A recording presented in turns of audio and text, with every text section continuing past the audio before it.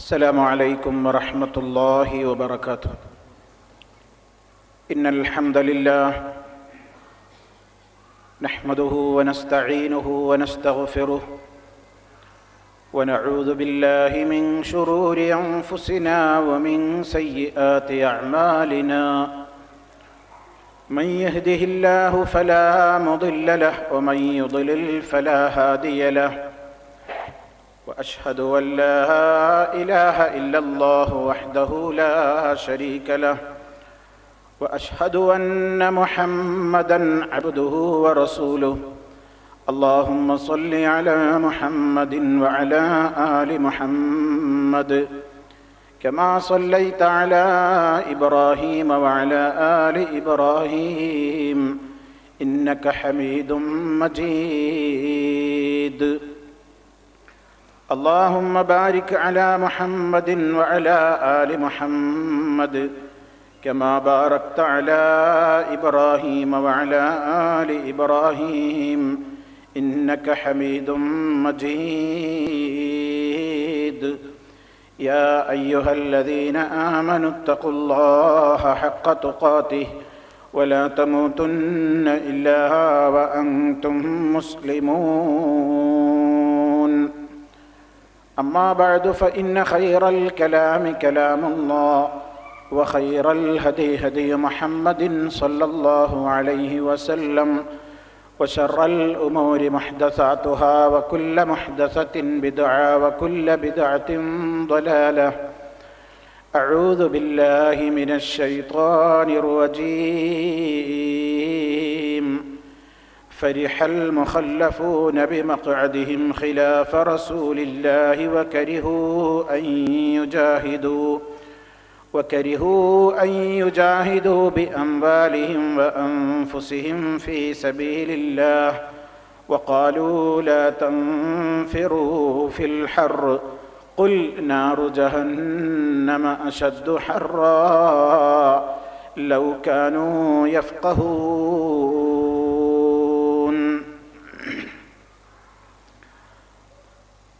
അല്ലാഹുവിൻ്റെ മഹത്തായ അനുഗ്രഹത്താൽ ഖത്തറിലെ ഈ മഹനീയമായ മസ്ജിദിൽ ഏതാനും സമയം അല്ലാഹുവിൻ്റെ ദീൻ സംസാരിക്കുവാൻ അവസരം നൽകിയ സർവശക്തനായ അല്ലാഹുവിനെ സ്തുതിക്കുന്നു. അൽഹംദുലില്ലാ.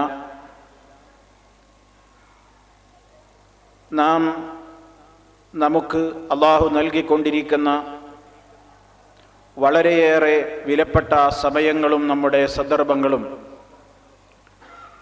ഇതുപോലെയുള്ള വളരെയേറെ പ്രാധാന്യമർഹിക്കുന്ന കാര്യങ്ങൾക്ക് വേണ്ടി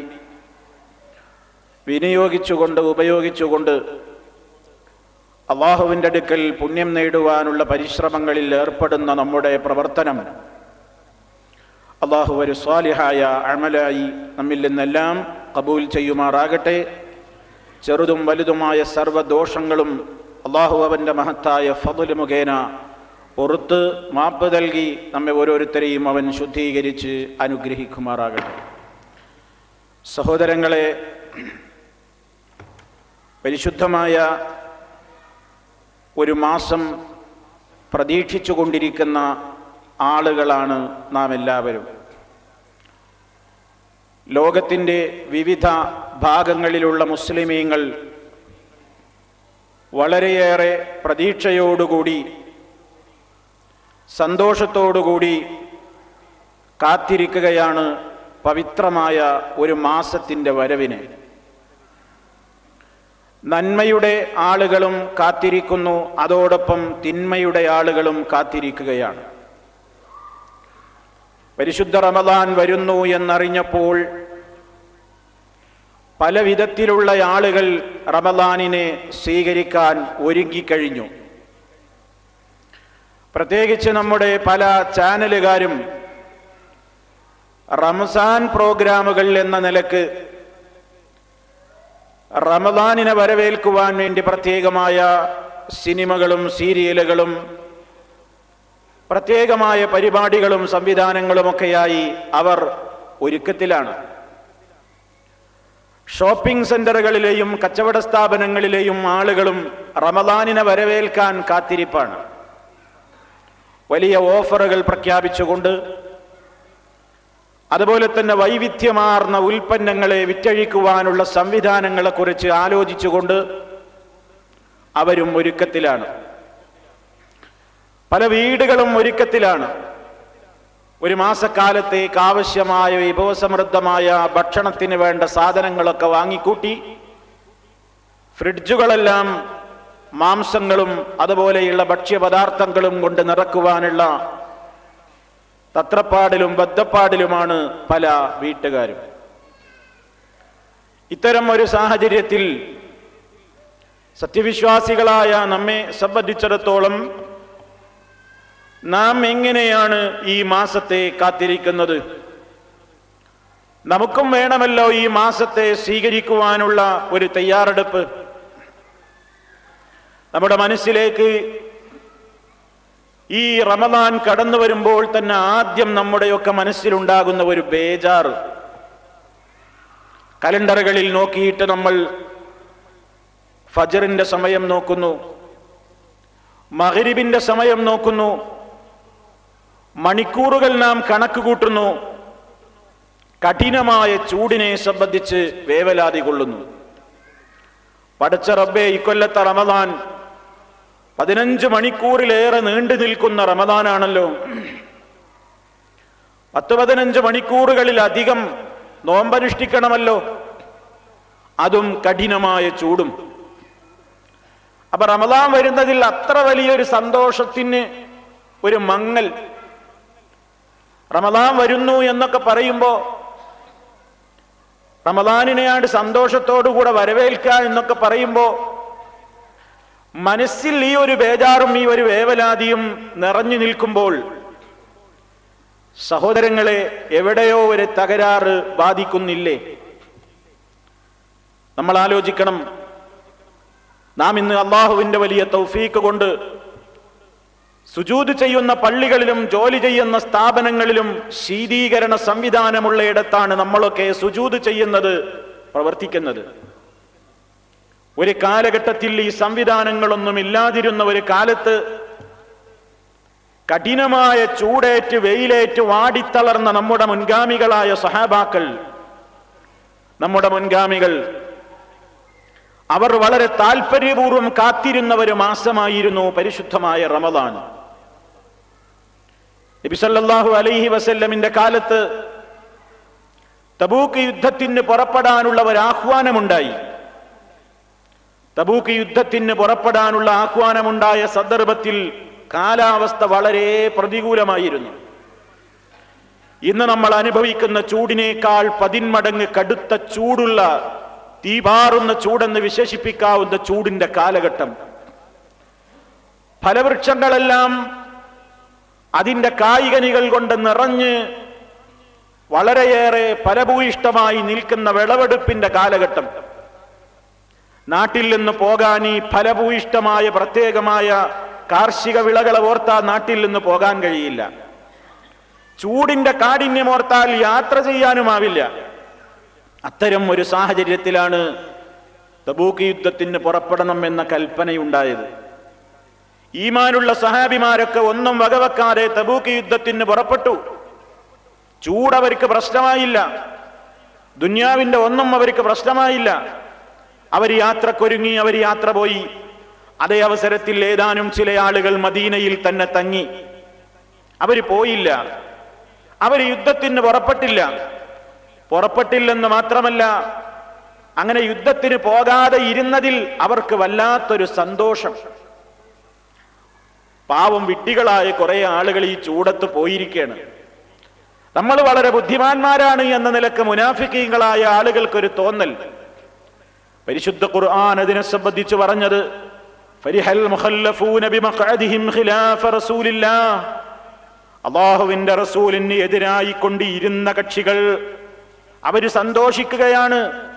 അല്ലാഹുവിന്റെ മാർഗത്തിൽ ശരീരം കൊണ്ടും ധനം കൊണ്ടുമൊക്കെ ജിഹാദ് നടത്തുന്നതിൽ വെറുപ്പ് കാണിക്കുന്ന കക്ഷികൾ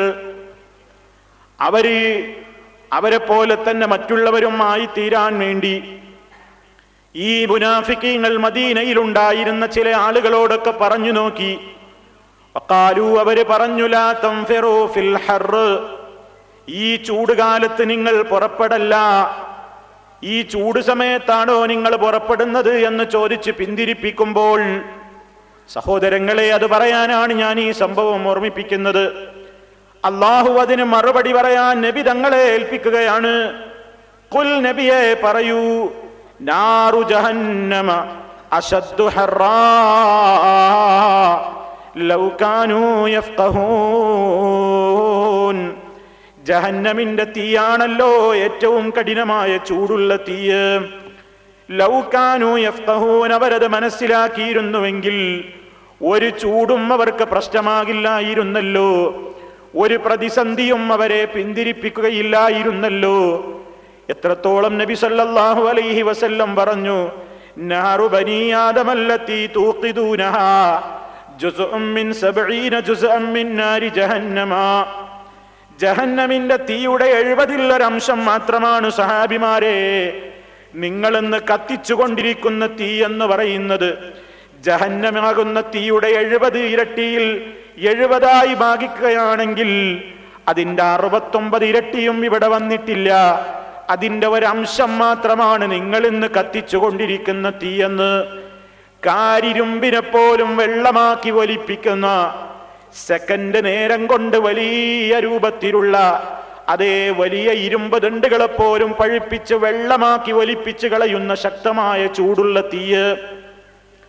ആ തീ തന്നെ നമുക്ക് സഹിക്കാനാവില്ല.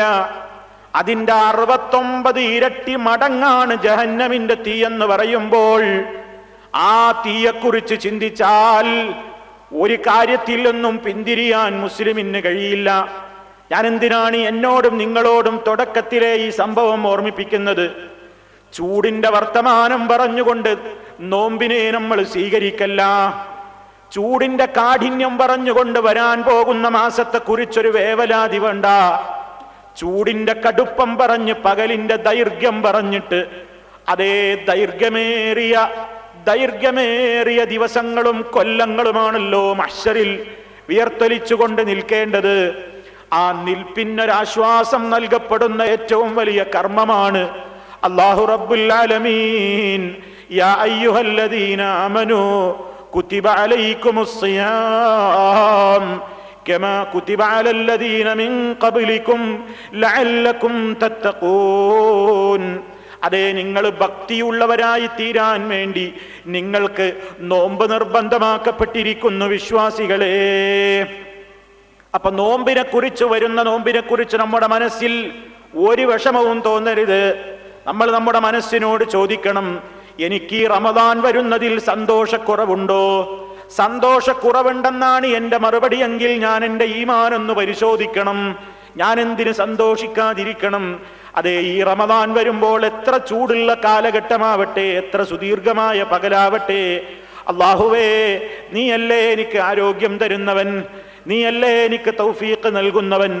അതുകൊണ്ട് വരാനിരിക്കുന്ന മാസത്തെ ആഫിയത്തോടെ സ്വീകരിക്കാൻ, ആ മാസത്തിൽ വളരെ സന്തോഷത്തോടെ സൽക്കർമ്മങ്ങൾ കൊണ്ട് ആ മാസത്തെ ധന്യമാക്കാൻ, ഇബാദത്തുകൾ ധാരാളമായി അനുഷ്ഠിക്കുവാനുള്ള തൗഫീഖ് തരണേ എന്നാണ് നിരന്തരമായി സഹോദരീ സഹോദരന്മാരെ ഇനിയുള്ള ദിവസങ്ങളിൽ നമ്മൾ തേടിക്കൊണ്ടിരിക്കേണ്ടത്.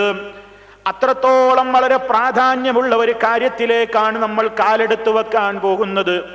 നമ്മൾ നിസ്സാരമായി കാണുന്നു, എത്രയോ കൊല്ലങ്ങൾ നമ്മൾ നോമ്പെടുത്തവരാണ്. പക്ഷേ കഴിഞ്ഞുപോയ എത്രയോ വർഷങ്ങളിൽ നോമ്പെടുത്ത ആളുകൾ ഇന്ന് ഖബറിലല്ലേ. നാം പോലും ഇനി റമദാനിൽ എത്തുമോ എന്ന് നമുക്കറിയില്ലല്ലോ. അള്ളാഹുവിന്റെ പ്രത്യേകമായ തൗഫീഖ് ഉണ്ടെങ്കിൽ അല്ലാതെ നമുക്കും റമദാനിലെത്താൻ കഴിയില്ല. കഠിനമായ ചൂടുള്ള ഈ ഒരു അന്തരീക്ഷത്തിൽ നമ്മുടെ മനസ്സിനെ പഠിപ്പിക്കണം. നരകം എന്ന് പറയുന്നത് എനിക്ക് സഹിക്കാനാവില്ലല്ലോ. കല്ലാ ഇന്നഹാ ലദാ നസാഅതൽ ലിശ്ശവാ. തലയോട്ടിയുടെ തൊലിയങ്ങ് ഉരിച്ചു കളയുന്ന തീയാണത്. തലയോട്ടിയുടെ തൊലിയങ്ങ് ഉരിച്ച് വെള്ളത്തിലേക്ക് ഉരുകി വലിക്കുന്ന രൂപത്തിലുള്ള തീയാണത്. ആ നരകാഗ്നിയിലെ ചുടുവെള്ളം അവിശ്വാസികളായ ആളുകളുടെ തലക്ക് മീതെ കത്തിയാളുന്ന നരകത്തിയിൽ അവർക്ക് തീയിന്റെ ചൂടിന് പുറമേ യുസബ്ബു മിൻ ഫൗഖി റൂസിഹിമുൽ ഹമീം യുസ്ഹറു ബിഹി മാ ഫീ ബുതൂനിഹിം വൽ ജുലൂദ് വലഹും മഖാമിഉ മിൻ ഹദീദ്. യുസബ്ബു മിൻ ഫൗഖി റൂസിഹിം, ആ പാപികളുടെ തലക്കുമീതെ കുത്തിച്ചൊരിയപ്പെടും. നരകത്തിയിൽ കിടക്കുന്ന പാപികളുടെ തലക്കുമീതെ കുത്തിച്ചൊരിക്കപ്പെടും. അൽ ഹമീം, അത്യുഷ്ണമുള്ള ജലമങ്ങ് കുത്തിച്ചൊരിക്കപ്പെടുകയാണ്.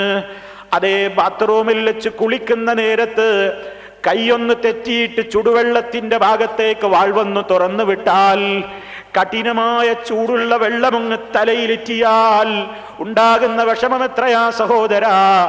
ഇതിനേക്കാളെല്ലാം കടുത്ത 69 ഇരട്ടിയുള്ള, അതേ ഞാൻ നേരത്തെ പറഞ്ഞതുപോലെ കാരിരുമ്പിനെയും അതേ വെള്ളമാക്കി വലിപ്പിക്കാൻ ശക്തമായ നിലക്കുള്ള തീയാണ് ദുനിയാവിലെ തീയെങ്കിലും അതിൻ്റെയും 69 മടങ്ങുള്ള ഇരട്ടി ചൂടുള്ള തീ, അതിലുള്ള വെള്ളം അത് ശരീരത്തിലേക്ക് അങ്ങ് തട്ടുമ്പോഴേക്ക് യുസ്ഹറു ബിഹി മാ ഫീ ബുതൂനിഹിം വൽ ജുലൂദ്,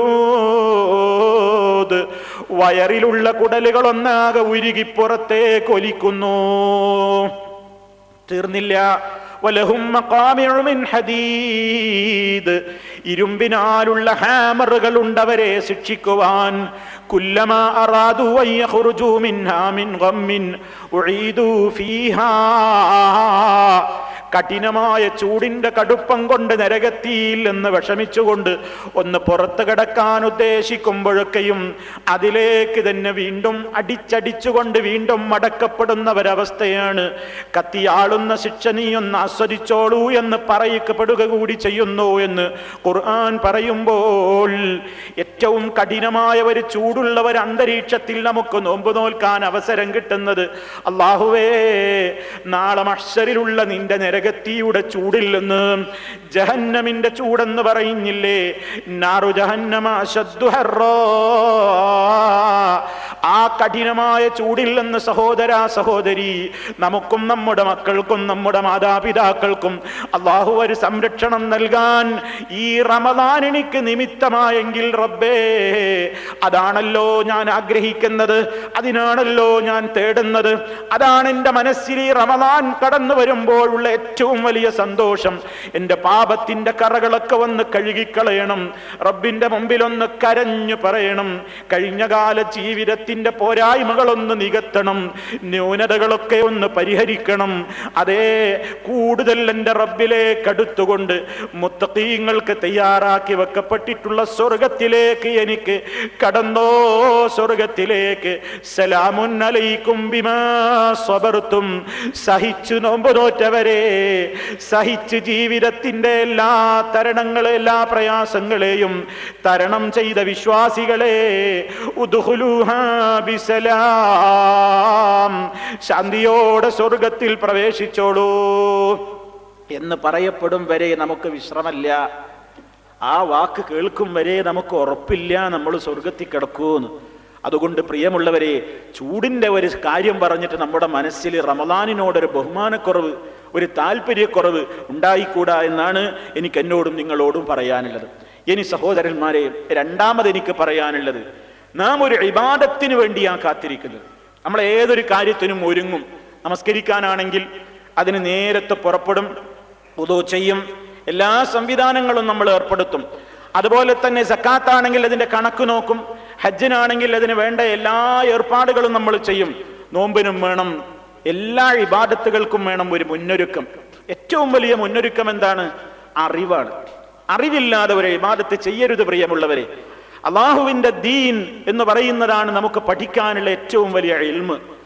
ആ ഇൽമ് നേടൽ എല്ലാവർക്കും നിർബന്ധമാണല്ലോ. നബി സല്ലല്ലാഹു അലൈഹി വസല്ലം പറഞ്ഞില്ലേ, ത്വലബുൽ ഇൽമി ഫരീളത്തുൻ അലാ കുല്ലി മുസ്ലിം, സർവ മുസ്ലിമിന്റെ മേലും നിർബന്ധമാണ് ഇൽമന്വേഷിക്കൽ. ആ ഇൽമെന്ന് പറയുന്നത് കേട്ടുകേൾവിയുടെ അടിസ്ഥാനത്തിലാവരുത്, ഊഹാപോഹങ്ങളുടെ അടിസ്ഥാനത്തിലാവരുത്, ഏതെങ്കിലും നിലക്ക് എവിടെയെങ്കിലും കണ്ടതും കേട്ടതും ആവരുത്. ദീനെന്ന് പറയുന്നത് മഹാനായ അബ്ദുല്ലാഹി ഇബ്നു സീരീൻ റഹിമഹുല്ലാ മഹാനവറുകൾ പറയുകയുണ്ടായി, ഇന്ന ഹാദൽ ഇൽമ ദീനുൻ ഫൻദുറൂ അമ്മൻ തഅഖുദൂന ദീനകും. ഈ ഇൽമ് നിങ്ങളുടെ ദീനാണ്. ദീന് നിങ്ങൾ എവിടെ നിന്നാണ് സ്വീകരിക്കുന്നത് എന്ന് നിങ്ങൾക്ക് നന്നായി ഓർമ്മ വേണം. എവിടെ നിന്നാണ് നിങ്ങൾ ദീന് പഠിക്കുന്നത് എന്ന് കൃത്യമായ ബോധം നിങ്ങൾക്കുണ്ടായിരിക്കണം എന്നാണ് മഹാനായ അബ്ദുല്ലാഹി ഇബ്നു സീരീൻ റഹിമഹുല്ലാ രേഖപ്പെടുത്തുന്നത്. സഹോദരന്മാരെ, നമുക്ക് നല്ല അറിവ് വേണം. ദീൻ നമ്മൾ മനസ്സിലാക്കേണ്ടത് പ്രമാണങ്ങളിൽ നിന്നാണ് മനസ്സിലാക്കേണ്ടത്. ദീൻ മനസ്സിലാക്കേണ്ടത് പ്രമാണങ്ങളിൽ നിന്നാണ്, നാട്ടാചാരങ്ങളിൽ നിന്നല്ല. കേട്ടുകേൾവിയുടെ അടിസ്ഥാനത്തിലുള്ള റമദാൻ നോമ്പ് നോൽക്കേണ്ടത് നാട്ടാചാരങ്ങളുടെ അടിസ്ഥാനത്തിലുമല്ല. നാട്ടിൽ പലരും പല നിലക്കും നോമ്പ് നോൽക്കും. ഇപ്പൊ നിങ്ങൾ ഹജ്ജിനൊക്കെ പോയാൽ കാണാം, ഒരുപാട് പ്രദേശങ്ങളിൽ നിന്ന് വന്നിട്ടുള്ള ഒരുപാട് ഹാജിമാര് പല രൂപത്തിലുള്ള പ്രവർത്തനങ്ങൾ ചെയ്യും. എല്ലാം കൂടി ഹജ്ജാവോ? എല്ലാം കൂടി ഉംറയാകുമോ? എല്ലാം കൂടി ദീനാകുമോ? ഇല്ല സുഹൃത്തുക്കളെ. നാം നബി സല്ലല്ലാഹു അലൈഹി വസല്ലം പഠിപ്പിച്ചതുപോലെ ഇബാദത്തുകൾ ചെയ്യുമ്പോൾ മാത്രമേ നമസ്കാരമാണെങ്കിലും നോമ്പാണെങ്കിലും സക്കാത്താണെങ്കിലും ഹജ്ജാണെങ്കിലും നമ്മിൽ നിന്ന് അല്ലാഹു തആല അത് സ്വീകരിക്കുകയുള്ളൂ. അതുകൊണ്ട് എന്ത് വേണം? ഇസ്ലാമിന്റെ എല്ലാ കാര്യങ്ങളും അവിടുന്ന് നമുക്ക് പഠിപ്പിച്ചു തന്നിട്ടുണ്ട്. മഹാനായ റസൂൽ സല്ലല്ലാഹു അലൈഹി വസല്ലം ഈ ദീനിൽ നമ്മെ ഇരുട്ടത്ത് തപ്പിത്തടയാൻ വിട്ടിട്ടില്ല. തറക്തുക്കും അലൽ മഹജ്ജത്തിൽ ബൈളാ ലൈലുഹാ കനഹാരിഹാ. അതിന്റെ രാവും അതിന്റെ പകലും ഒരുപോലെയാണ്. അഥവാ ദീനിന്റെ കാര്യം വളരെ വെള്ളയാണ്, കൃത്യമാണ്, ഒരു കലർപ്പും അതിലില്ല. അതുകൊണ്ട് എന്ത് വേണം? എന്താണ് നോമ്പെന്ന് പഠിക്കണം. നോമ്പിന്റെ വിധിവിലക്കുകൾ അറിയണം. നോമ്പിനെ സംബന്ധിച്ചുള്ള അഹ്കാമുകൾ അറിയണം.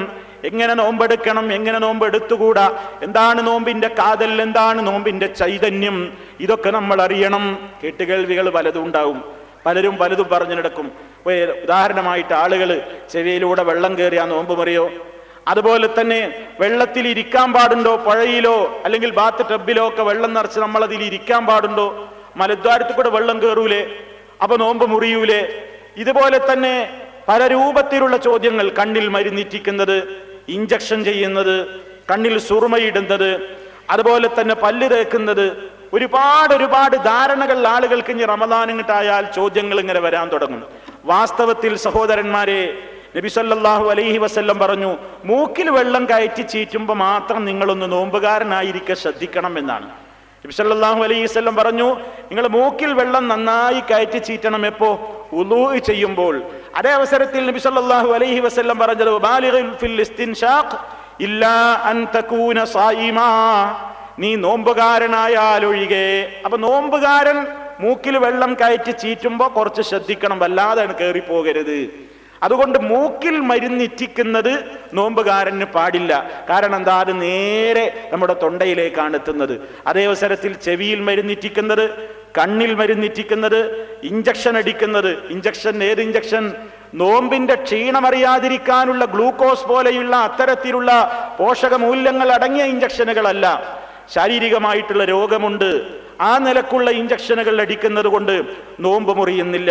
മഹാനായ നബി സല്ലല്ലാഹു അലൈഹി വസല്ലം എന്ന നമ്മുടെ സമൂഹം പലയിടത്തും പോയി നോക്കിയാൽ നോമ്പിനെ കുറിച്ച് ഒരുപാട് തെറ്റായ ധാരണകളാണ്. പല ആളുകളും പണ്ടൊക്കെ പഴമക്കാര് പറയും, നോമ്പ് ശരിയായ നോമ്പാകണം എന്നുണ്ടെങ്കിൽ നല്ല വിശക്കണം, അതുകൊണ്ട് അത്താഴൊക്കെ നേരത്തെ കഴിക്കണം എന്നാ നബിതങ്ങൾ പഠിപ്പിച്ചതിന്റെ നേരെ എതിര്. നബി സല്ലല്ലാഹു അലൈഹി വസല്ലം പറഞ്ഞത് അത്താഴം എത്ര ബന്ധിപ്പിക്കാനാവോ അത്രയും ബന്ധിപ്പിക്കണം. അതുപോലെ തന്നെ നോമ്പ് കാലത്ത് നബി സല്ലല്ലാഹു അലൈഹി വസല്ലം സഹാബിമാരൊക്കെ എന്ത് ചെയ്യാറുണ്ട്? ഇബ്നു ഉമർ റളിയല്ലാഹു അൻഹുവിൽ നിന്ന് റിപ്പോർട്ടിൽ കാണാം, അദ്ദേഹം തുണി നനച്ചിട്ട് അദ്ദേഹത്തിന്റെ ശരീരത്തിൽ ഇങ്ങനെ ഇടും. എന്തിനു? ഒരു ആശ്വാസത്തിന്. നോമ്പുകാരന് ഒരു ആശ്വാസത്തിന്റെ വഴിയും ചെയ്യാൻ പാടില്ല എന്നാണ് നാട്ടുനടപ്പ് സംസാരം. നബി സല്ലല്ലാഹു അലൈഹി വസല്ലം വകാന യസുബ്ബുൽ മാഅ അലാ റഅസിഹി വഹുവ സായിമുൻ മിനൽ അത്ശി ഔ മിനൽ ഹർരി.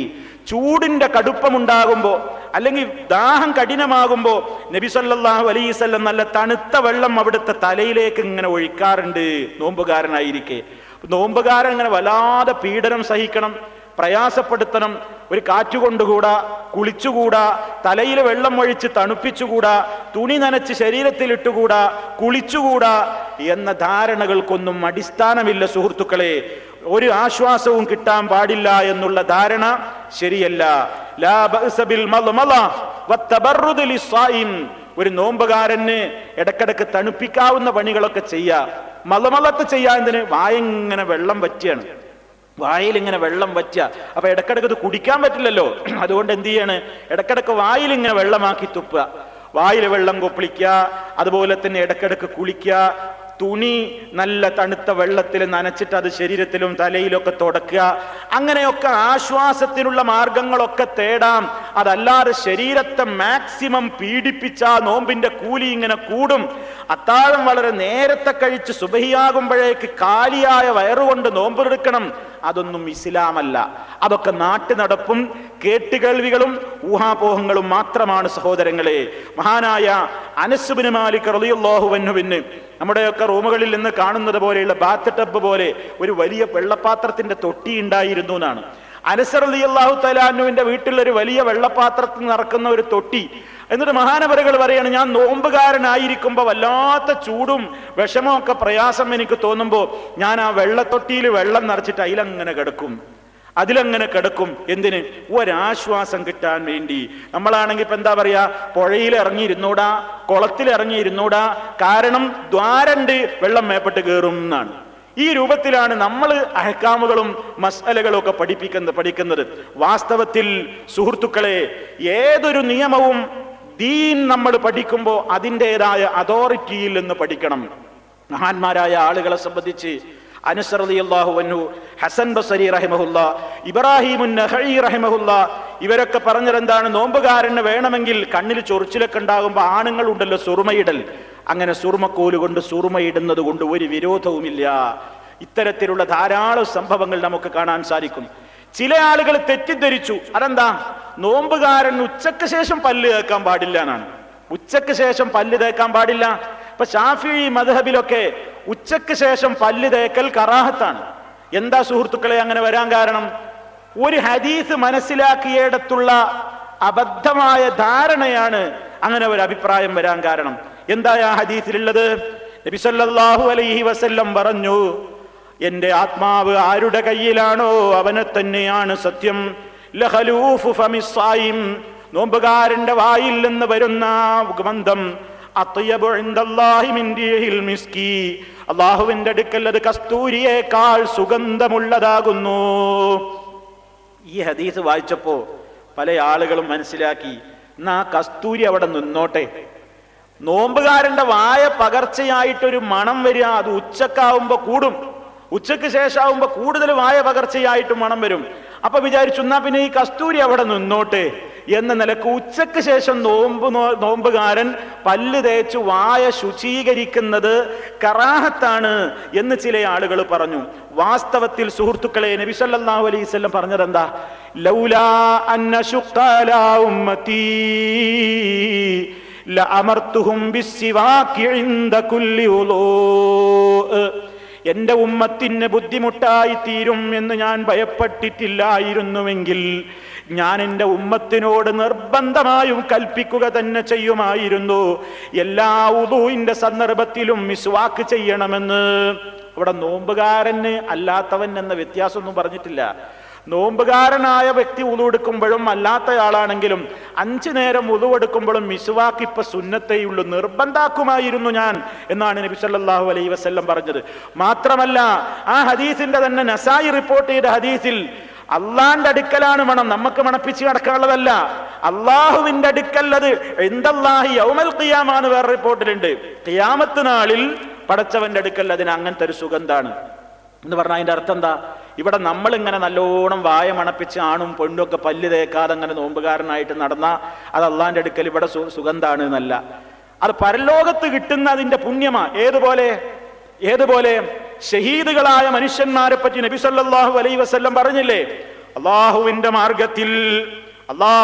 മാർഗത്തിൽ പോരാടി മരിച്ചിട്ടുള്ള ഒരു ഷഹീദ്, ആ ഷഹീദ് മരണപ്പെടുമ്പോൾ അദ്ദേഹത്തിന്റെ ശരീരത്തിലുള്ള രക്തം, അതുപോലെ തന്നെ ആ ശരീരത്തിൽ നിന്ന് വ്രണത്തിൽ നിന്ന് വന്നിട്ടുള്ളതൊക്കെ നാളെ മഹ്ശറിലേക്ക് അദ്ദേഹം ഉയർത്തെഴുന്നേൽപ്പിക്കപ്പെടുന്ന നാളിൽ കസ്തൂരിയേക്കാൾ സുഗന്ധമുള്ള നിലക്കതിൽ നിന്നിങ്ങനെ മണം അടിച്ചു വീശുന്നു.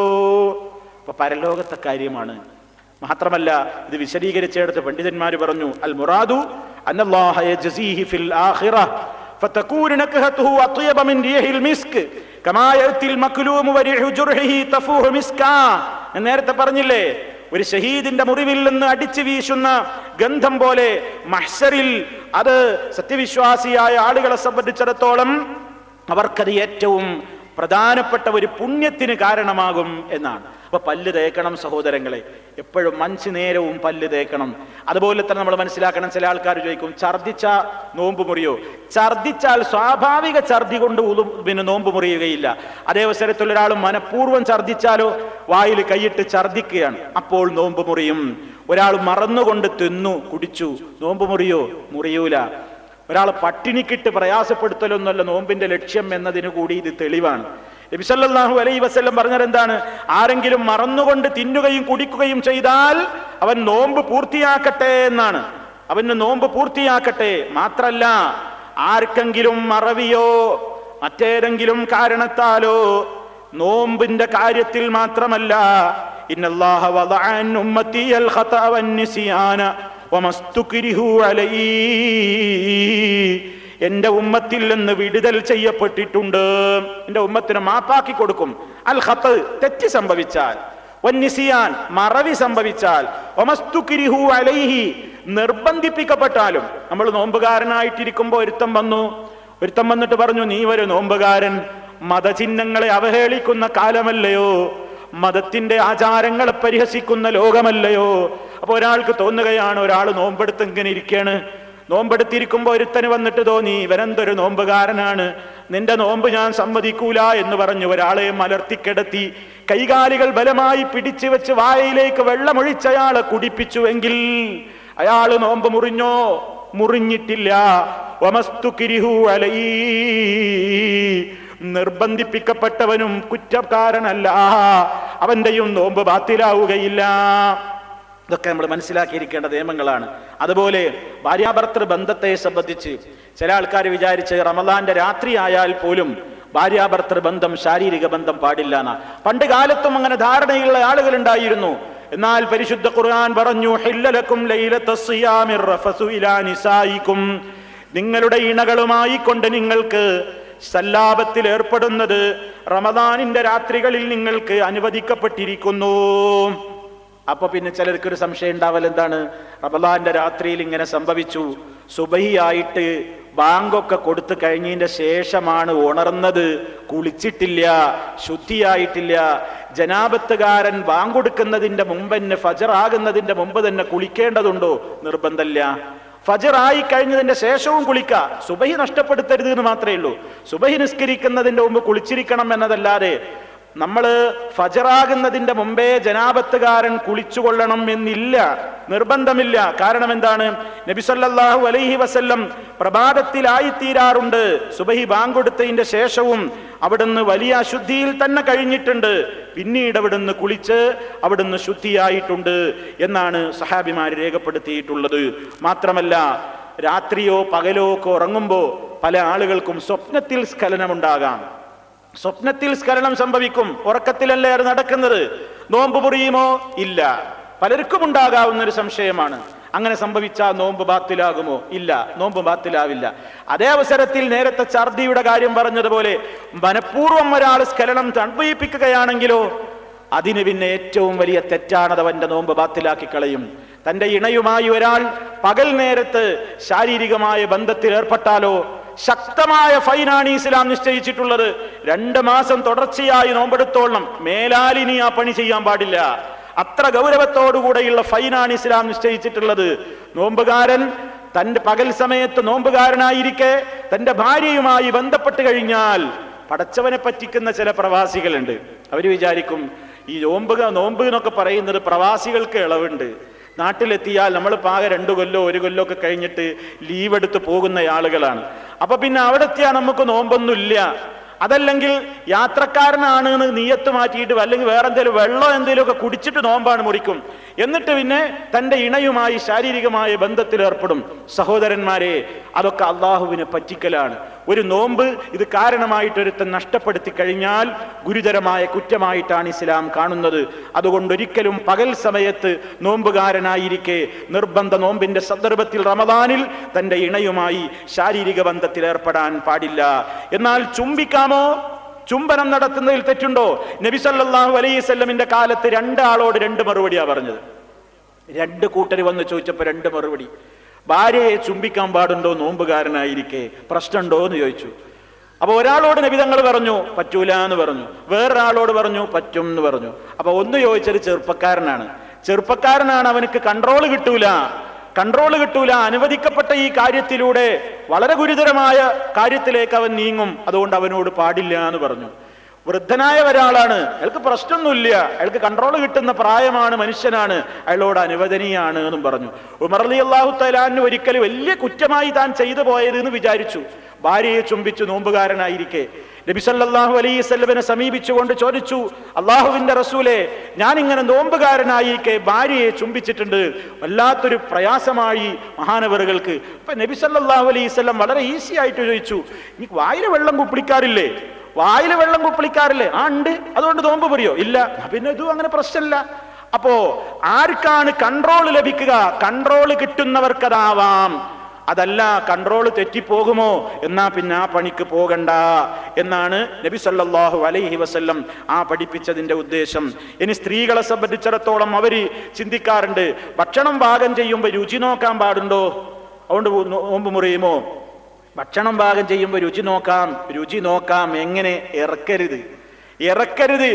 വായിലേക്ക് ഇറങ്ങിപ്പോകാതെ അതിന്റെ രുചി മാത്രം നാവിൽ അറിയാവുന്ന നിലക്കുള്ള പരിശോധന നടത്തിയിട്ട് തുപ്പിക്കളയണം. ഏതുപോലെ പേസ്റ്റ് ഉപയോഗിക്കാമോ? നോമ്പുകാരനായിരിക്കെ പേസ്റ്റ് ഉപയോഗിച്ച് മിസ്വാക്ക് ചെയ്യാമോ? പേസ്റ്റ് ഉപയോഗിക്കാം. പേസ്റ്റിൻ്റെതായ ഏതെങ്കിലും നിലക്കുള്ള മണമോ രുചിയോ വായിലുണ്ടെങ്കിൽ അത് ഉടനെ ഇറക്കാതെ തുപ്പിക്കളയുന്ന നിലക്കാണെങ്കിൽ അതുകൊണ്ടൊന്നും വിരോധമില്ല സഹോദരങ്ങളെ. അപ്പൊ ഇസ്ലാമികമായി നമ്മൾ ഇങ്ങനെ ഈ രൂപത്തിലുള്ള ഒരുപാട് കാര്യങ്ങൾ, സംശയങ്ങൾ മുൻകൂട്ടി തന്നെ ഉണ്ടാകാൻ സാധ്യതയുള്ള ചിലത് ഓർത്ത് രേഖപ്പെടുത്തി എൻ്റെ സുഹൃത്തുക്കളുടെ മുമ്പിൽ ആമുഖമായി പറയുന്നു എന്ന് മാത്രം. ഒരാൾക്ക് മൂക്കിൽ നിന്ന് ചോര വരികയാണ്, അല്ലെങ്കിൽ പല്ലിന്റെ മോണയിൽ നിന്ന് ചോര ഒലിക്കുകയാണ്, നോമ്പുകാരനാണ്. അല്ലെങ്കിൽ നോമ്പുകാരന് പല്ലെടുക്കാൻ പറ്റുമോ? പല്ലെടുക്കുമ്പോൾ തരിപ്പിക്കാൻ വേണ്ടിയിട്ട് മോണക്കൊരു ഇഞ്ചക്ഷൻ കൊടുക്കണമല്ലോ, അത് പാടുണ്ടോ? അതുപോലെ തന്നെ ബ്ലഡ് എടുത്ത് ടെസ്റ്റ് ചെയ്യാൻ പാടുണ്ടോ? ഷുഗർ നോക്കാൻ പാടുണ്ടോ? കൊളസ്ട്രോൾ നോക്കാൻ പാടുണ്ടോ? ഒന്നും വിരോധമുള്ള സംഗതിയല്ല ഇസ്ലാം. അതുകൊണ്ടൊന്നും നോമ്പ് ബാത്തിലാകും എന്ന് നമുക്ക് പഠിപ്പിച്ചു തന്നിട്ടില്ല.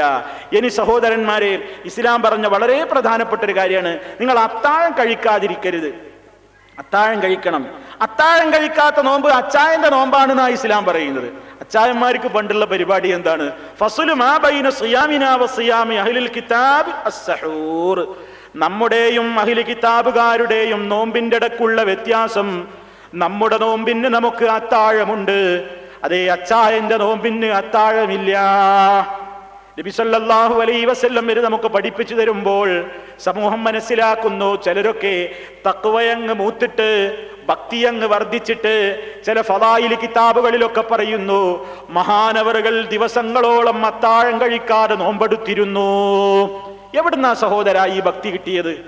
അള്ളാന്റെ റസൂല് പറയാ, തസഹറു ഫഇന്ന ഫിസ്സഹൂരി ബറക, നിങ്ങൾ അത്താഴം കഴിക്കണേ, അത്താഴത്തിൽ ബറക്കത്തുണ്ട് കേട്ടോ. അത്താഴം ഒരു മെറുക്കെങ്കിലും നിങ്ങൾ കഴിക്കണം, കുടിക്കണം എന്ന് പറയുമ്പോൾ അത്താഴം കഴിക്കാതിരുന്ന മഹാന്മാര്, ചില മഹാന്മാര് ഇങ്ങനെ, ചില മഹാന്മാര് ബഹുമാനപ്പെട്ടവരങ്ങനെയായിരുന്നു എന്നൊക്കെ പറയുന്നതിൽ ഒരർത്ഥവുമില്ല. കാരണം നബി സല്ലല്ലാഹു അലൈഹി വസല്ലമിനേക്കാൾ അഖ്ശാ, പടച്ചവനെ പേടിയുള്ള നേതാവാരുണ്ട്? അത്ഖാ, റബ്ബിനെ ഭയപ്പെടുന്ന സൂക്ഷ്മതയുള്ള നേതാവ് ആരുണ്ട്? ആ നബി സല്ലല്ലാഹു അലൈഹി വസല്ലം പറയുന്നത്, അത്താഴം കഴിക്കണേ, കഴിയുന്നത്ര അതിനെ പിന്തിപ്പിക്കണേ. തഅഖീറുസ് സഹൂർ, അത്താഴത്തെ പിന്തിപ്പിക്കുക. തഅജീലുൽ ഫിത്ർ, നോമ്പ് സമയമായ ഉടനെ തുറക്കുക. നമ്മുടെ നാട്ടിലൊക്കെ പലപ്പോഴും വലിയൊരു കംപ്ലൈന്റാണ്, നമ്മുടെ നാട്ടിലൊക്കെ വലിയൊരു പ്രശ്നമാണ്. മുജാഹിദുകളുടെ കലണ്ടറുകളിലൊക്കെ ബാങ്ക് ആ കൃത്യസമയത്ത് രേഖപ്പെടുത്തിയിട്ടുണ്ടാവും. ഇപ്പൊ അൽമനാറിന്റെ കലണ്ടർ അതിലൊക്കെ നോക്കിയാൽ കൃത്യമായിട്ട് ആ ബാങ്കിന്റെ സമയം ഉണ്ടാവും. ഫജറിന്റെ സമയത്ത് ഇത്ര മണി, മഗ്രിബിന്റെ ഇത്ര മണി. എപ്പോഴും നാട്ടിലെ മഹല്ലുകളിൽ പ്രശ്നം. മുജാഹിദ് പള്ളിയും അതുപോലെ തന്നെ സമസ്തക്കാരന്റെ പള്ളിയുള്ളിടത്തൊക്കെ പ്രശ്നം. സുബഹിന്റെ ബാങ്ക് നമ്മുടെ പള്ളികളിൽ കറക്റ്റ് സമയത്ത് കൊടുക്കുമ്പോൾ മറ്റേ പള്ളിയിൽ 10 മിനിറ്റ് മുമ്പൊക്കെ നേരത്തെ കൊടുക്കും. എന്താ സൂക്ഷ്മതക്ക് നല്ലത് കുറച്ച് നേരത്തെയാണ് കൊടുക്കല. അതുപോലെ മഗ്രിബിന്റെ ബാങ്ക് നമ്മുടെ പള്ളിയിൽ നിന്ന് ആദ്യം കൊടുക്കും, ഒരു 3 മിനിറ്റ് കഴിഞ്ഞിട്ടാണ് മറ്റേ പള്ളിയിൽ നിന്ന് കൊടുക്കുക. അതെന്താ? സൂക്ഷ്മതക്ക് വേണ്ടി ഒരു ഇത്തിരി പിന്തിപ്പിക്കുന്നത് നല്ലതാ. ആരാണ് ഈ സൂക്ഷ്മത പറഞ്ഞത്? ആരാണ് സഹോദരാ ഈ സൂക്ഷ്മതകളൊക്കെ പഠിപ്പിച്ചിരുന്നത്? അങ്ങനത്തെ ഒരു സൂക്ഷ്മതയുടെ പ്രശ്നമില്ല. നബി സല്ലല്ലാഹു അലൈഹി വസല്ലം കൃത്യമായി പഠിപ്പിച്ചയിടത്ത് നിൽക്കലാണ് വിനയമുള്ള മുസ്ലിമിന്റെ ലക്ഷണം. അവിടുന്ന് പഠിപ്പിച്ചതിനെ ചോദ്യം ചെയ്യല്ല, അവിടുന്ന് പഠിപ്പിച്ചതിന് വിരുദ്ധം പറയല്ല, അവിടുന്ന് പഠിപ്പിച്ചതിൽ ഒരു കമ്മ്യൂണിസ്റ്റയ്ക്കല്ല പോരായ്മയുണ്ടെന്ന് കരുതാൻ പോലും പാടില്ല. ആ നിലക്ക് കൃത്യമായിട്ടാണ് ആ വിഷയത്തിലൊക്കെ നമ്മൾ ശ്രദ്ധിക്കേണ്ടത് സഹോദരന്മാരെ. ഇനി നമ്മൾ മനസ്സിലാക്കേണ്ടതുണ്ട്, നോമ്പുമായി ബന്ധപ്പെട്ടുകൊണ്ട് കുറേ അനാചാരങ്ങൾ ചെയ്യുന്നുണ്ട്. നോമ്പ് കാലം കണ്ട് വന്നാൽ ആളുകൾ ഒന്നാമത്തെ അനാചാരം നോമ്പിന്റെ നിയ്യത്ത് തന്നെ. സാധാരണയായിട്ട് നമ്മളെക്കുറിച്ച് പറയും മുജാഹിദീങ്ങൾ നോമ്പിലെ നിയ്യത്ത് കട്ടവരാണ്. നിയ്യത്ത് നമ്മൾ കട്ടിട്ടില്ല സുഹൃത്തുക്കളെ. എന്താ നിയ്യത്ത് എന്ന് പറഞ്ഞാൽ കരുതലാണ്. കരുത്ത് എവിടെയാണ്? നാവുമല.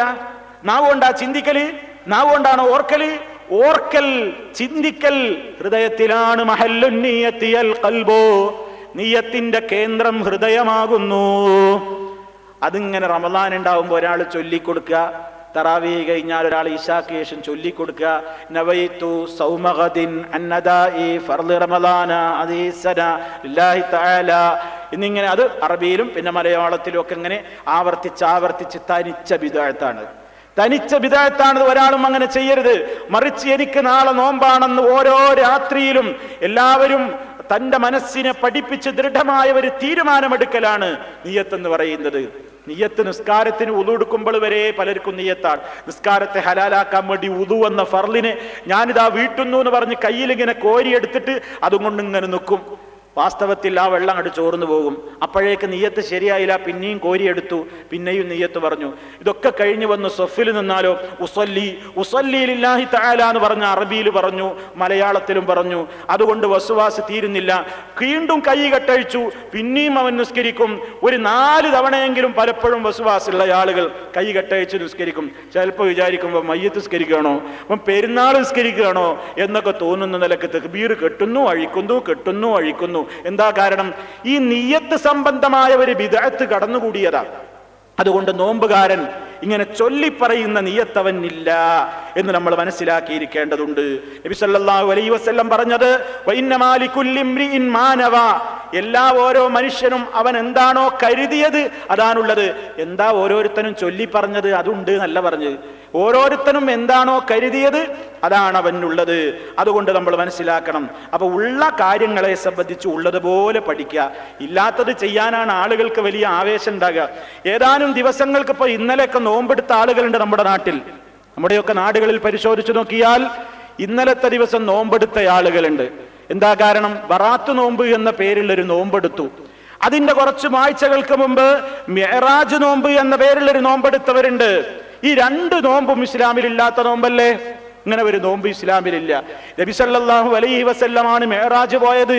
അവിടുന്ന് ഒരിക്കലും മിഅ്റാജ് നോമ്പ് എന്ന് പറഞ്ഞൊരു നോമ്പ് പഠിപ്പിച്ചിട്ടില്ല.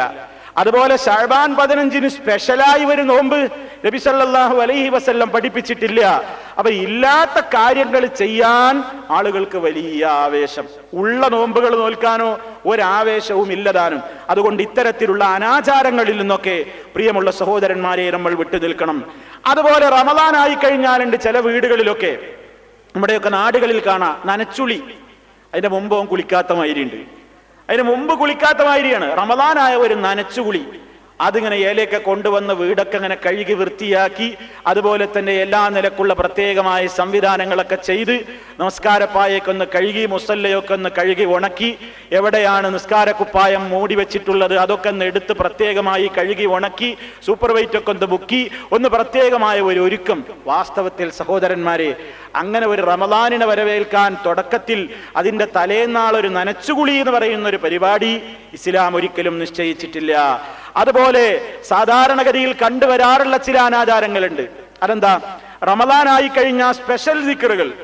റമദാനിന്റെ 1-ാമത്തെ 10-ൽ ചൊല്ലേണ്ട ദുആ, 2-ാമത്തെ 10-ൽ ചൊല്ലേണ്ടുന്ന ദുആ, 3-ാമത്തെ 10-ൽ ചൊല്ലേണ്ടുന്ന ദുആ, ആദ്യത്തെ 10-ൽ അല്ലാഹുമ്മ അർഹംനി യാ അർഹമർ റഹീമീൻ, അല്ലാഹുവേ നീ എന്നെ അനുഗ്രഹിക്കണമേ, അനുഗ്രഹങ്ങൾ ചൊരിയുന്ന നാഥ നീ എന്നെ അനുഗ്രഹിക്കണമേ. ആദ്യത്തെ 10 ചൊല്ലേണ്ടത്. രണ്ടാമത്തെ 10 അല്ലാഹുമ്മ ഗ്ഫിർ ലീ ദുനൂബി യാ റബ്ബൽ ആലമീൻ. അല്ലാഹുവേ, എന്റെ പാപങ്ങളെല്ലാം നീ എനിക്ക് പുറത്തു തരേണമേ. സർവലോക പരിപാലകനായ റബ്ബേ, എന്റെ പാപങ്ങളെല്ലാം നീ എനിക്ക് പുറത്തു തരേണമേ. രണ്ടാമത്തെ 10 പറയേണ്ടത്. ഇനി മൂന്നാമത്തെ 10 അല്ലാഹുമ്മ അഅ്തിഖ്നി മിനന്നാർ വഅദ്ഖിൽനിൽ ജന്നത യാ റബ്ബൽ ആലമീൻ. അല്ലാഹുവേ, നീ എന്നെ നരകത്തിയിൽ നിന്ന് മോചിപ്പിക്കണമേ, എന്നെ സ്വർഗത്തിൽ പ്രവേശിപ്പിക്കുകയും ചെയ്യണമേ. വാസ്തവത്തിൽ ഇങ്ങനെ ഒരു പ്രത്യേക ദിക്റില്ല. എല്ലാവരും പഠിച്ചു വെച്ചോളി. ഇങ്ങനെ ഒരു പ്രത്യേക ദിക്ർ റമദാനിലുണ്ടോ? ഇല്ല. പിന്നെ എവിടുന്നാണ് ഇങ്ങനെ ഒരു ദിക്ർ വന്നത്? ഒരു ദുർബലമായ ലഈഫായ ഒരു റിപ്പോർട്ടിൽ നമുക്ക് കാണാം. റമദാനിനെ കുറിച്ച് പറഞ്ഞിടത്ത് അവ്വലുഹു റഹ്മത്തുൻ, റമദാനിന്റെ ആദ്യത്തെ 10 അനുഗ്രഹത്തിന്റെ 10 ആകുന്നു. വഔസതുഹു മഗ്ഫിറ, അതിന്റെ നടുവിലെ 10 പാപമോചനത്തിന്റെ 10 ആകുന്നു. വആഖിറുഹു ഇത്ഖും മിനന്നാർ, അതിന്റെ അവസാന 10 ദിവസങ്ങൾ നരകമോചനത്തിന്റെ നാളുകളാകുന്നു. വാസ്തവത്തിൽ ഈ ഹദീസ് സഹീഹല്ല. ഈ ഹദീസ് സഹീഹല്ല. ഈ ഹദീസ് സഹീഹാണെന്ന് കരുതിയ ആളുകൾ എന്ത് ചെയ്തു? ഈ ഹദീസിലെ വാചകങ്ങൾക്ക് ഒപ്പിച്ചുകൊണ്ട് ആദ്യത്തെ 10 കാരുണ്യത്തിന്റെ 10 ആണെന്ന് ആ കാരുണ്യം ചോദിക്കുക, രണ്ടാമത്തെ 10 മഗ്ഫിറത്തിന്റെ 10 ആണെന്ന മഗ്ഫിറത്ത് ചോദിക്കുക, മൂന്നാമത്തെ 10 നരകമോചനത്തിന്റെ നാളുകളാണെന്ന നരകമോചനം ചോദിക്കുക എന്ന് തീരുമാനിച്ചതാണ്. വാസ്തവത്തിൽ റമദാൻ 30 ദിവസവും കാരുണ്യമാണ്, പാപമോചനമാണ്, നരകമോചനത്തിന്റെ ദിവസങ്ങളാണ്. അല്ലാഹുവിന്റെ റസൂൽ സല്ലല്ലാഹു അലൈഹി വസല്ലം പറഞ്ഞു, വലില്ലാഹി ഉതഖാ മിനന്നാർ വദാലിക കുല്ല ലൈല, എല്ലാ രാത്രികളിലും ഉണ്ടത്. എല്ലാ രാത്രിയിലും അല്ലാഹു തആല പാപികളെ നരകത്തിയിൽ നിന്ന് മോചിപ്പിച്ചു കൊണ്ടിരിക്കുകയാണ്. അപ്പോ റമദാനിന്റെ ആദ്യ 10, രണ്ടാം 10, മൂന്നാം 10 എന്നൊക്കെ പറഞ്ഞിട്ട് ആളുകൾ കാർഡുകൾ ഇറക്കും. ചില കച്ചവട സ്ഥാപനങ്ങൾ അവരുടെ കച്ചവടത്തിന്റെ പരസ്യം കൊടുക്കാൻ വേണ്ടി, ഷോപ്പിന്റെ പരസ്യം കൊടുക്കാൻ വേണ്ടിയൊക്കെ ചില പ്രത്യേകമായ റമദാൻ കലണ്ടറുകൾ അടിക്കും. ആ കലണ്ടറുകളൊക്കെ തനിച്ച ബിദ്അത്തുകളാണ് പ്രചരിപ്പിക്കുക. ഒന്നാമതായി നോമ്പിന്റെ നിയത്ത് ആദ്യം തന്നെ കൊടുത്തിട്ടുണ്ടാവും. നവൈതു സൗമഗദിൻ ആദ്യം പറഞ്ഞത്. പിന്നെ ആദ്യ 10 പറയേണ്ടത്, രണ്ടാം 10 പറയേണ്ടത്, മൂന്നാമത്തെ 10 ചൊല്ലേണ്ടത്, ഇതിനൊന്നും ഒരു അടിസ്ഥാനമില്ല. എല്ലാ കാലത്തും റമദാനിന്റെ എല്ലാ ദിവസവും റഹ്മത്തും മഗ്ഫിറത്തും ഇത്ഖും മിനന്നാറിന്റെയും ദിവസങ്ങളാണ്. ധാരാളമായി അല്ലാഹുവിനോട് പ്രാർത്ഥിക്കുകയാണ് സഹോദരന്മാരെ ചെയ്യേണ്ടത്. അപ്പൊ അതാണ് വാസ്തവത്തിൽ നോമ്പുമായി ബന്ധപ്പെട്ടുകൊണ്ട് ചുരുങ്ങിയ ചില കാര്യങ്ങൾ നമുക്ക് മനസ്സിലാക്കാനുള്ളത്. ഇനി സഹോദരന്മാരെ, ഇതൊക്കെ ഇപ്പൊ നോമ്പിന്റെ കർമ്മശാസ്ത്ര വശങ്ങളാണ്. ഇനി നോമ്പിന്റെ ചൈതന്യം എന്ന് പറയുന്നത് എന്താ? എന്തിനാ പ്രിയമുള്ളവരെ നമ്മൾ നോമ്പെടുക്കുന്നത്? അസ്സിയാമു ജുന്ന, നോമ്പ് ഒരു പരിചയാകുന്നു. നോമ്പെടുക്കുന്നത് എന്തിനാ? നമ്മളെ പട്ടിണിക്കിടാനാ? ഒരിക്കലും അല്ല. അല്ലാഹു തആല പറഞ്ഞത് ലഅല്ലക്കും തത്തഖൂൻ, നിങ്ങൾക്ക് തഖ്വയുണ്ടാകുവാൻ എന്നാണ്. എങ്ങനെ സുഹൃത്തുക്കളെ നമുക്ക് പട്ടിണി കിടന്നാൽ തഖ്വ ഉണ്ടാകുക? പട്ടിണി കിടന്നാൽ ഒരാൾക്ക് തഖ്വയുണ്ടാകുമോ? അങ്ങനെയാണെങ്കിൽ നമ്മുടെ നാട്ടിലൊക്കെ രാഷ്ട്രീയ നേതാക്കന്മാര് ദിവസങ്ങളോളം ഇങ്ങനെ കലക്ടറേറ്റിന്റെ മുമ്പിലും അതുപോലെ തന്നെ പാർലമെന്റിന്റെയും നിയമസഭയുടെയൊക്കെ മുമ്പില് ആളുകൾ കടന്ന് നിരാഹാരം അനുഷ്ഠിക്കാറുണ്ട്. നിരാഹാരം അനുഷ്ഠിച്ച് നാരങ്ങ നീരൊക്കെ കൊടുത്ത് പുറത്തേക്ക് വന്നാൽ ഏതെങ്കിലും രാഷ്ട്രീയ നേതാവ് അഴിമതി മുക്തനാവാറുണ്ടോ? ഏതെങ്കിലും രാഷ്ട്രീയ നേതാവ് നന്നാകാറുണ്ടോ? ഒരിക്കലും ഇല്ല. അപ്പൊ പട്ടിണി കിടന്നുകൊണ്ട് ആരും നന്നാവില്ല. പിന്നെ എങ്ങനെയാ നോമ്പ് നമ്മളെ ശുദ്ധീകരിക്കുന്നത്? അവിടെയാണ് ഇസ്ലാം പറയുന്നത്, നോമ്പുകാരനായിരിക്കെ നീ വളരെ കൺട്രോൾ ചെയ്യണം.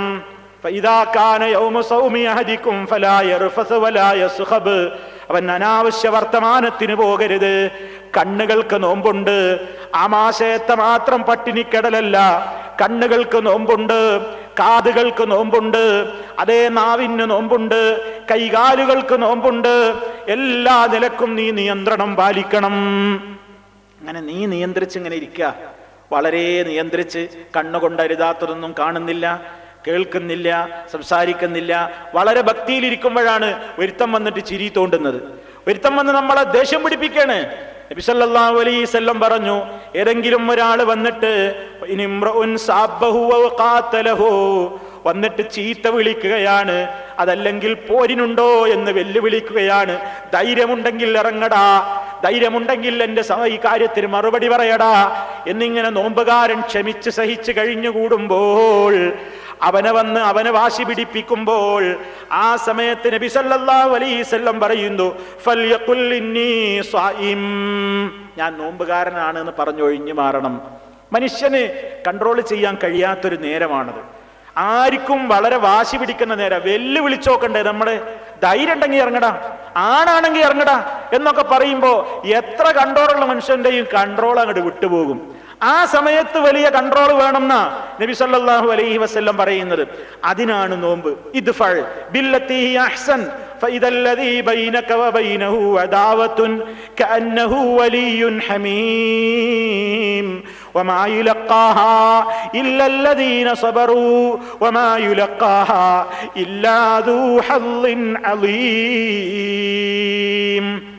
ഏത് ശത്രുവാകട്ടെ ആരാവട്ടെ നിന്നെ പ്രകോപിപ്പിച്ച് നിന്നോട് മോശമായി വർത്തിച്ചാൽ നീ അവനോട് നിന്റെ വ്യക്തിപരമായ കാര്യങ്ങളിലൊക്കെ അങ്ങോട്ട് നല്ല നിലക്ക് ഇടപെടണം, നല്ല സ്വഭാവത്തോടെ വർത്തിക്ക്. എന്നാൽ ഏത് ശത്രുവും നിന്റെ ആത്മമിത്രമായി മാറുന്നത് നിനക്ക് കാണാം.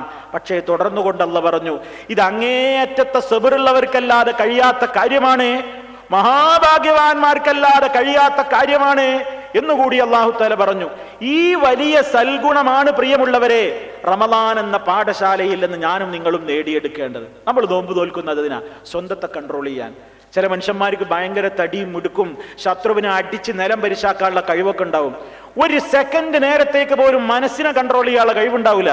അതുകൊണ്ട് നബി സല്ലല്ലാഹു അലൈഹി വസല്ലം പറഞ്ഞു, ലൈസ ശദീദു ബിസ്സർആ, ഒരാളെ ഗുസ്തിയിൽ അടിച്ച് നിലം പരിശാക്കുന്നവനല്ല ശക്തൻ.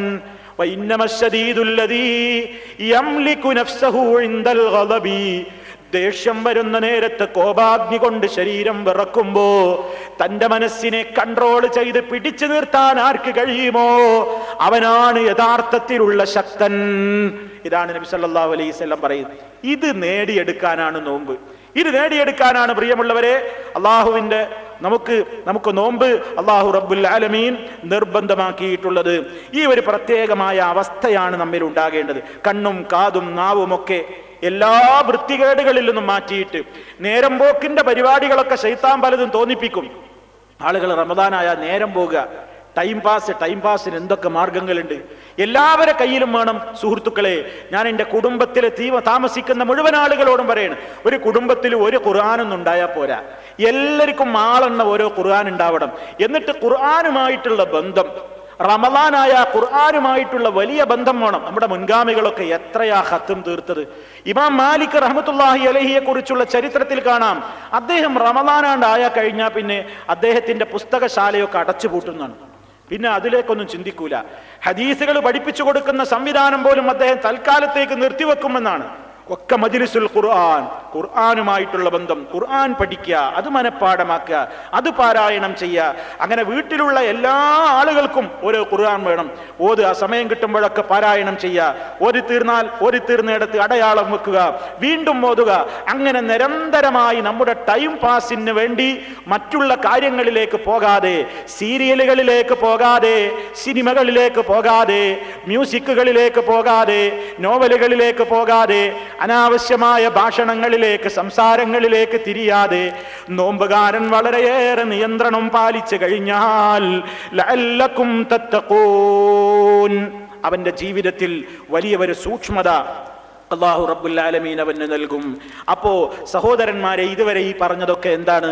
നോമ്പുകാരൻ ഉണ്ടായിരിക്കേണ്ടുന്ന നിയന്ത്രണം, ആത്മനിയന്ത്രണം, അവൻ പാലിക്കേണ്ടുന്ന കർമ്മശാസ്ത്രപരമായ അതിന്റെ വിധിവിലക്കുകൾ. അതുപോലെ തന്നെ നോമ്പിനെ വരവേൽക്കുമ്പോൾ ഒരു മനസ്സാക്ഷിക്കുത്തുമില്ലാതെ വലിയ സന്തോഷത്തോടെ നമുക്ക് നന്മകളുടെ കൂപാരവുമായി നമ്മിലേക്ക് കടന്നു വരുന്ന ഒരു ഗസ്റ്റാണ്, ഒരു അതിഥിയാണ്. അങ്ങനത്തെ ഒരു അതിഥി കടന്നു വരുന്നു എന്ന് വരുമ്പോ എത്ര വലിയ സന്തോഷമാണ് നമുക്കുണ്ടാകുക. എത്രത്തോളം നമുക്ക് ഗൾഫിലേക്ക് പോകാനുള്ള ഒരു വിസയുമായിട്ട്, വിസ അയാൾ എടുത്തോന്നല്ല, വേറൊരാളെടുത്ത് കൊടുത്തയക്കാണ്. നമ്മുടെ ഒരു ബന്ധുവാണ് വിസ എടുത്തത്, ടിക്കറ്റ് എടുത്തത്, ചെലവുകളൊക്കെ ചെയ്തത്. പക്ഷെ അയൽവാസിയായ ഒരാളാണ് ഇപ്പൊ ലീവിന് വരുന്നത്. അയാൾ എനിക്ക് പോകാനുള്ള ടിക്കറ്റും വിസയും കൊണ്ട് വരുന്നുണ്ട് എന്ന് അറിഞ്ഞാൽ തന്നെ അയാളെ കാത്തിരിക്കാനുള്ള ഒരു ആവേശത്രേ. വാസ്തവത്തിൽ അയാളും ഈ ടിക്കറ്റുമായിട്ടൊരു ബന്ധമില്ല, ഈ വിസയുമായിട്ട് അയാൾ ഒരു ബന്ധമല്ല, ചെലവാക്കിയതൊക്കെ വേറെ ആളാ. പക്ഷേ അയാൾ എനിക്കൊരു വലിയ കാര്യം കൊണ്ട് വരുന്നു എന്ന് വരുമ്പോ എന്താ വരാത്തത്, എപ്പോഴാണ് വരിക, എപ്പോഴാ ഫ്ലൈറ്റ് ലാൻഡ് ചെയ്യുന്നത് കഴിയുന്നത്, ഞാൻ കൂട്ടാൻ പോണോ, എന്തൊക്കെയാ ചോദിക്കുക, അത്ര വലിയ ആവേശം. പരിശുദ്ധ റമദാൻ അതേ സൽക്കർമ്മങ്ങൾക്ക് വർദ്ധിത പുണ്യം ഓഫർ ചെയ്യപ്പെട്ടുകൊണ്ട് കടന്നു വരുന്നു. ഷഹ്റു സബ്ർ, ഷഹ്റു തഖ്വ, ഷഹ്റുൽ മുവാസാത്ത്, പരസ്പരം സാഹോദര്യത്തിന്റെയും സ്നേഹത്തിന്റെയും സമത്വത്തിന്റെയും തഖ്വയുടെയും മനസ്സിനും ശരീരത്തിനും വലിയ ഈമാനികമായ ഊർജം പ്രദാനം ചെയ്യുന്ന മാസം കടന്നു വരുമ്പോൾ എത്രത്തോളം നമുക്ക് ഈമാൻ വേണം, അതാണ് ഇനി പറയാനുള്ളത്. പരിശുദ്ധ ഖുർആൻ ഈ നോമ്പ് ആർക്കാ നിർബന്ധാക്കിയത്? ഇതുവരെ പറഞ്ഞതൊക്കെ അതിന്റെ കർമ്മശാസ്ത്രവശവും ആത്മനിയന്ത്രണവും അതിന്റെ മുന്നൊരുക്കൊക്കെയാണ്. ഇനി നമ്മൾ കാതലായ ചില കാര്യങ്ങൾ മനസ്സിലാക്കാറുണ്ട്. അള്ളാഹു ഈ നോമ്പ് നിർബന്ധമാക്കി എന്ന കൽപ്പന പറഞ്ഞ് ആരെയാണ് വിളിച്ചത്? യാ അയ്യുഹന്നാസ് കുതിബ അലൈക്കുമുസ് സിയാം എന്നാണോ പറഞ്ഞത്? അല്ല. യാ അയ്യുഹല്ലദീന ആമനൂ കുതിബ അലൈക്കുമുസ് സിയാം കമാ കുതിബ അലല്ലദീന മിൻ ഖബ്ലികും ലഅല്ലകും തത്തഖൂൻ. ഓ സത്യവിശ്വാസികളെ, മുഅ്മിനുകളെ, ഈമാനുള്ളവരെ, നിങ്ങൾക്ക് നോമ്പ് നിർബന്ധമാക്കപ്പെട്ടിരിക്കുന്നു. ആ വിളിക്ക് നമ്മൾ യോഗ്യരാണോ എന്ന് പരിശോധിക്കണം. അല്ലാഹ് വിളിച്ചതെന്താണ്? യാ അയ്യുഹല്ലദീന ആമനു, സത്യവിശ്വാസികളെ. എന്താ ഈമാൻ? ഈമാൻ എന്ന് പറഞ്ഞാൽ എന്താണ്? ഞാൻ നോമ്പെടുത്തിട്ടെന്താ കാര്യം? നമസ്കരിച്ചിട്ടെന്താ പ്രയോജനം? എൻ്റെ ഈമാൻ ശരിയല്ലെങ്കിൽ, ഞാൻ എത്ര തവണ ഹജ്ജും ഉംറയും ചെയ്തിട്ടെന്ത്? എൻ്റെ ഈമാൻ ശരിയല്ലെങ്കിൽ, ഞാൻ എത്ര ദാനധർമ്മം ചെയ്തിട്ടെന്ത് ഫലം? എൻ്റെ ഈമാൻ ശരിയല്ലെങ്കിൽ. ഈ കാര്യമുണ്ട്. നമ്മൾ ആ വിളിക്ക് യോഗ്യരാകണം, എന്നാലേ നോമ്പെടുത്തിട്ട് കാര്യമുള്ളൂ. ഈമാൻ ശരിയാവാതെ ഒരു സൽക്കർമ്മം കൊണ്ടും ഒരു സൽക്കർമ്മവും സൽക്കർമ്മമായി അല്ലാഹ് പരിഗണിക്കൂല. എന്താ ഈമാൻ? നബി സല്ലല്ലാഹു അലൈഹി വസല്ലം സഹാബത്തിനോട് ചോദിക്കുന്നു, അതദ്റൂന മൽ ഈമാനു ബില്ലാഹ്, അല്ലാഹുവിൽ വിശ്വസിക്കൽ എന്ന് പറഞ്ഞാൽ എന്താണ് നിങ്ങൾക്കറിയാമോ? എന്താ ഈമാൻ? അല്ലാഹുവിൽ അടിയുറച്ച് വിശ്വസിക്കുക എന്ന് പറഞ്ഞാൽ നമുക്കുണ്ടാകേണ്ട ക്വാളിഫിക്കേഷൻ എന്താ പറയാൻ പോവുകയാണ്. ഖാലു, അപ്പൊ സഹാബത്ത് പറഞ്ഞു, അല്ലാഹു വറസൂലുഹു അഅലം, അല്ലാഹുവിനാണ് അറിയുക. അള്ളാന്റെ വഹി കിട്ടുന്നതിനാൽ നബി തങ്ങൾക്കുമാണല്ലോ ഇതിനെക്കുറിച്ച് വിവരമുള്ളത്, ഞങ്ങൾക്കറിയില്ലല്ലോ.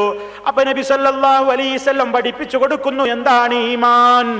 അള്ളാഹുവിൽ വിശ്വസിക്കുക എന്ന് പറഞ്ഞാൽ എന്താണ്? നമ്മൾ ഈമാനുള്ളവരായി തീരുക എന്ന് പറഞ്ഞാൽ എന്താണ്? ഷഹാദത്തു അല്ലാ ഇലാഹ ഇല്ലല്ലാഹ് വ അന്ന മുഹമ്മദർ റസൂലുള്ളാഹ്. ഷഹാദത്തു അല്ലാ ഇലാഹ ഇല്ലല്ലാഹ്, ലാ ഇലാഹ ഇല്ലല്ലാഹ് എന്ന സത്യസാക്ഷ്യം അംഗീകരിക്കലാണ്. വ അന്ന മുഹമ്മദർ റസൂലുള്ളാഹ്, മുഹമ്മദുൻ സല്ലല്ലാഹു അലൈഹി വസല്ലമ അല്ലാഹുവിന്റെ റസൂലാണെന്നും സാക്ഷ്യം വഹിച്ചുകൊണ്ട് പ്രഖ്യാപിച്ച് അത് മനസ്സിനെ ശരിക്കും പഠിപ്പിക്കലാകുന്നു ഈമാൻ എന്ന് പറയുന്നത്. ഇവിടെയാണ് നമ്മൾ മനസ്സിലാക്കേണ്ടത്. രണ്ട് കാര്യം പ്രധാനമായിട്ട് അവിടെ പറഞ്ഞു. അള്ളാഹുവിലുള്ള വിശ്വാസം എന്ന് പറഞ്ഞപ്പോ ലാ ഇലാഹ ഇല്ലല്ലാഹ് എന്ന് മാത്രമല്ല പറഞ്ഞത്, മുഹമ്മദുർ റസൂലുള്ളാഹ് എന്നും കൂടെ പറഞ്ഞു. അള്ളാഹുവിലുള്ള വിശ്വാസാണ് ഈ പറയുന്നത്. ലാ ഇലാഹ ഇല്ലല്ലാഹ് മുഹമ്മദുർ റസൂലുള്ളാഹ്. ലാ ഇലാഹ ഇല്ലല്ലാഹ് എന്നത് ശരിയാകണമെങ്കിൽ നമ്മുടെ ഇബാദത്തിൽ ഒരല്പം പോലും ളുൽമ കലരാൻ പാടില്ല. വിശ്വാസത്തിൽ ളുൽമ കലർന്നാൽ അവന് നിർഭയത്വം നിഷേധിക്കപ്പെടുന്നു, നരകം തന്നെ. ഖുർആൻ പറഞ്ഞു, അല്ലദീന ആമനൂ വലം യൽബിസൂ ഈമാനഹും ബിളുൽമിൻ ഉലൈക ലഹുമുൽ അംനു വഹും മുഹ്തദൂൻ. സത്യവിശ്വാസം സ്വീകരിച്ചവർ, വലം യൽബിസൂ ഈമാനഹും, അവരുടെ ഈമാനിൽ കലർന്നിട്ടുമില്ല, ബിളുൽമിൻ, അല്പം പോലും ശിർക്ക് കലർന്നിട്ടില്ല. ളുൽമ എന്ന് പറഞ്ഞാൽ എന്താ? ഇന്ന ശിർക ലളുൽമുൻ അളീം. ശിർക്കാണ് വമ്പിച്ച അക്രമം. വമ്പിച്ച അക്രമം തന്നെയാണ് ശിർക്ക് എന്നാണ് മഹാനായ അല്ലാഹു റബ്ബുൽ ആലമീൻ ഓർമ്മപ്പെടുത്തിയിട്ടുള്ളത്. അപ്പൊ ശിർക്ക് കലരാത്ത ഈമാൻ ഉണ്ടാകണം. നമ്മൾ ചിന്തിക്കണം, എന്റെ ഈമാനിൽ ശിർക്ക് കലർന്നിട്ടുണ്ടോ? ഞാൻ ശിർക്ക് പ്രവർത്തിക്കുന്നയാളാണോ? ശിർക്ക് ചെയ്തുകൊണ്ടല്ലാതെ മഹാഭൂരിപക്ഷവും പടച്ചവനിൽ പോലും വിശ്വസിക്കുന്നില്ല എന്നാണ് സൂറത്ത് യൂസുഫിലൂടെ അല്ലാഹ് പഠിപ്പിച്ചത്. വമാ യുഅ്മിനു അക്സറുഹും ബില്ലാഹി ഇല്ലാ വഹും മുശ്രികൂൻ. അവരിൽ അധിക പേരും അള്ളാഹുവിൽ വിശ്വസിക്കുന്നില്ല, അവർ അവനിൽ പങ്കു ചേർക്കുന്നവരായിക്കൊണ്ടല്ലാതെ. മഹാഭൂരിപക്ഷത്തിന്റെ ഈ സ്ഥിതി അതാ. അള്ളാഹുവിലുള്ള വിശ്വാസം. നമ്മളൊക്കെ ആലോചിക്കുക, മുസ്ലിം ഉമ്മത്തിന്റെ സ്ഥിതി ഇന്നെന്താ? മുസ്ലിം സമുദായത്തിന്റെ സ്ഥിതി മറ്റുള്ളവരവിടെ നിൽക്കട്ടെ. നമ്മളിപ്പോ സംസാരിക്കുന്നത് മുസ്ലിം സമുദായത്തോടല്ലേ? മുസ്ലിം സമുദായത്തിന്റെ പോലും സ്ഥിതി എന്ത്? ലാ ഇലാഹ ഇല്ലല്ലാഹ് മുഹമ്മദുർ റസൂലുള്ളാഹ് എന്ന് പ്രഖ്യാപിക്കുന്നു. പക്ഷേ ജീവിതം അതിന് വളരെ വിരുദ്ധമാണ്. അല്ലാഹു അല്ലാത്തവരോട് വിളിച്ചു പ്രാർത്ഥിക്കുന്നു, അല്ലാഹു അല്ലാത്തവരുടെ പേരിൽ നേർച്ച വഴിപാടുകൾ അർപ്പിക്കുന്നു, അല്ലാഹു അല്ലാത്തവരുടെ പേരിൽ സത്യം ചെയ്യുന്നു, അല്ലാഹു അല്ലാത്തവരുടെ മുമ്പിൽ വണങ്ങുന്നു, സുജൂദ് ചെയ്യുന്നു. അങ്ങനെ ധാരാളം മഹാന്മാരായ ആളുകളെ സംബന്ധിച്ച് വിശ്വസിക്കുന്നത് തന്നെ മഹാബദ്ധം. ലോകം കൺട്രോൾ ചെയ്യുന്നത്, ലോകത്തെ നിയന്ത്രിച്ചു കൊണ്ടിരിക്കുന്നത് മഹാന്മാരാണെന്നാ പറയുന്നത്. ഈ ലോകത്ത് നമ്മൾ കാണാത്ത ചില പുരുഷന്മാരുണ്ട് എന്നാണ് അവർക്ക് പേരിട്ടത് റിജാലുൽ ഗൈബ് എന്നാണ്. എന്താ അതിന്റെ അർത്ഥം? കാണാൻ കഴിയാത്ത പുരുഷന്മാർ, അദൃശ്യ പുരുഷന്മാർ.